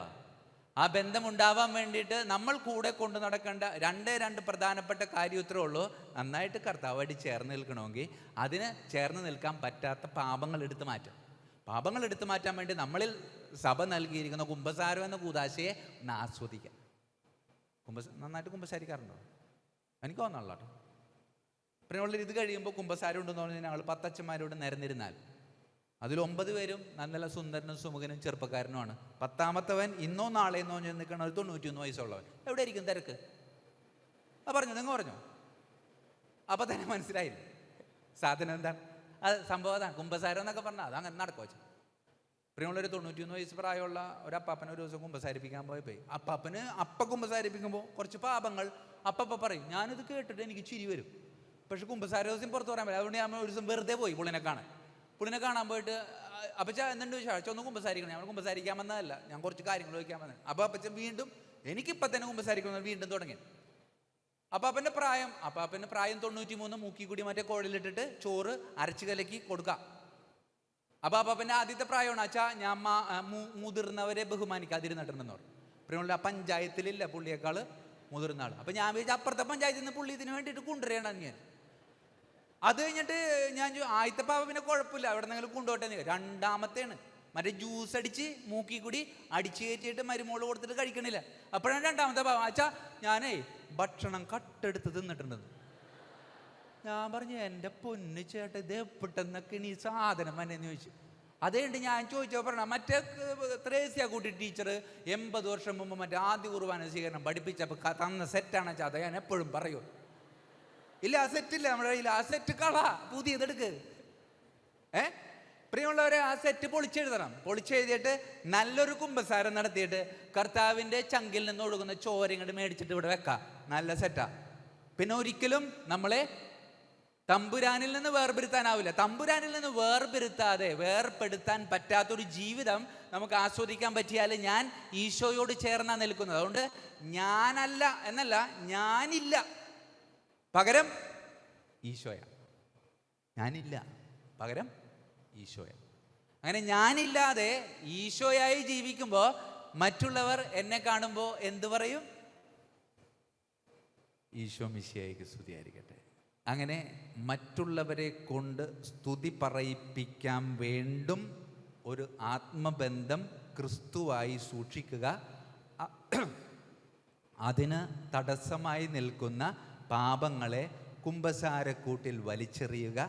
ആ ബന്ധം ഊട്ടിയുറപ്പിക്കാൻ വേണ്ടി തമ്പുരാൻ്റെ ചങ്കിൽ നിന്ന് ബലിയിലൂടെ ഒഴുകിയിറങ്ങുന്ന ആ കൃപ ഇങ്ങനെ ആവോളം ആസ്വദിച്ച് മുന്നോട്ട് പോകണം. അതിന് ദൈവം നിങ്ങളെ അനുഗ്രഹിക്കട്ടെ എന്ന് ആശംസിക്കുകയാണ്, പ്രാർത്ഥിക്കുകയാണ്. ഇരിങ്ങാലക്കുട രൂപത എന്നെ സംബന്ധിച്ചിടത്തോളം എന്നെ വളർത്തി വലുതാക്കിയ എൻ്റെ രൂപതയ്ക്കൊപ്പം നിൽക്കുന്ന ഒരു രൂപത. ഞാൻ 10-13 വർഷങ്ങൾക്കൊക്കെ മുമ്പ് ഇതുപോലുള്ളൊരു കമ്മ്യൂണിറ്റിയിൽ വരണമെങ്കിൽ അത് എന്നിൽ അവർ അർപ്പിച്ച വിശ്വാസം. ഇവിടെ ഇരിക്കുന്ന നിങ്ങളുടെ പല ഇടവകകളിലും ഞാൻ ധ്യാനിപ്പിക്കാനും PTA ക്ലാസ്സിനൊക്കെ വന്നിട്ടുണ്ട്. സ്വന്തം ഇടവകയിൽ ഞാൻ പോകാറില്ല, വേറെ ഒന്നുമല്ല, അവിടെ എപ്പോഴെങ്കിലും പോയി ഇരിക്കേണ്ടതാണല്ലോ. ഞാൻ നേരത്തെ പറഞ്ഞില്ലേ, ഇരിക്കുമ്പോൾ കുഴപ്പമാണ്, അതുകൊണ്ട് ഇത് പറയാൻ പറ്റത്തില്ല. അതുകൊണ്ട് ഇരിക്കാത്ത ഇടങ്ങളാണ് ഇരിങ്ങാലക്കുട. അതുകൊണ്ട് ഇവിടെയൊക്കെ ഞാൻ പലയിടത്തും വന്നിട്ടുണ്ട്. അതുകൊണ്ട് നിങ്ങൾ വളർത്തി വലുതാക്കിയവനാണ് ഞാൻ. അതുകൊണ്ട് നിങ്ങൾ എവിടെ വിളിച്ചാലും എനിക്ക് വരാൻ ബാധ്യസ്ഥനാണ്. അതുകൊണ്ട് ഇത് എനിക്ക് കിട്ടിയ ഒരവസരമാണ്, നിങ്ങൾക്ക് കിട്ടിയ ഒരു ഭാഗ്യമാണെന്ന് ചിലപ്പോൾ ഒക്കെ നിങ്ങൾ പറയും. പക്ഷെ അത് എനിക്ക് കിട്ടിയ ഒരവസരമാണ്, എനിക്ക് കിട്ടിയ ഒരു ഭാഗ്യം. ഈ ഭാഗ്യം ആസ്വദിക്കാൻ എനിക്ക് സാധിച്ചു, അതും നിങ്ങളുടെ ഔദാര്യം. അങ്ങനെ ഔദാര്യം കാണിച്ച റിജോ അച്ഛനും നമ്മളുടെ ഷിബു അച്ഛനും ഷെറൻസ്, അത് ഇച്ചിരി പ്രശ്നമുള്ള പേരാണ്, ആണ് പെട്ടെന്ന് എനിക്ക് കിട്ടൂല. ഷെറൻസ് അച്ഛനും, ആള് പ്രശ്നമല്ല കേട്ടോ, പേര് മാത്രം. ഷെറൻസ് അച്ഛനും പിന്നെ എന്നെ സ്വാഗതം ചെയ്ത ബഹുമാനപ്പെട്ട വികാരി ജനറാൾക്കും ഇവിടെയുള്ള സകല വ്യക്തികൾക്കും ഞാൻ നന്ദി പറയാണ്. നിങ്ങൾക്ക് വേണ്ടി ഞാൻ പ്രാർത്ഥിച്ചിട്ടുണ്ട് ഇന്ന് രാവിലെ. നിങ്ങൾ എനിക്ക് വേണ്ടി പ്രാർത്ഥിച്ചിട്ടുണ്ടോ എന്ന് എനിക്കറിയില്ല, പക്ഷെ പ്രാർത്ഥിക്കണം. ഒരു കുർബാന എനിക്ക് വേണ്ടി തരണം. ഇവിടെ ഇരിക്കുന്ന 2500ഓളം പേര്, അതായത് ഒരു വർഷത്തിൽ എനിക്ക് 365 ദിവസമുള്ളൂ. അപ്പോൾ 365 ദിവസം, അപ്പോൾ 2500 എന്ന് പറഞ്ഞാൽ ഏതാണ്ട് ഒരു 5 വർഷം കൊണ്ട് ഞാൻ സ്വീകരിക്കുന്ന കൃപ നിങ്ങൾ വിചാരിച്ചിട്ടുണ്ടെങ്കിൽ 1 മണിക്കൂർ കൊണ്ട് എനിക്കത് കിട്ടും. അത് നിങ്ങൾ എനിക്ക് തരണം. അതിന് വേണ്ടിയിട്ട് മാത്രമാണ് ഞാൻ നിങ്ങളുടെ മുമ്പിൽ വന്നത്. അത് നിങ്ങളെനിക്ക് തരും എന്ന ബോധ്യത്തോടു കൂടെ നിങ്ങൾക്കെല്ലാവർക്കും നന്ദി പറയാണ്. ദൈവം നിങ്ങളെ സമൃദ്ധമായി അനുഗ്രഹിക്കട്ടെ. ആമേൻ.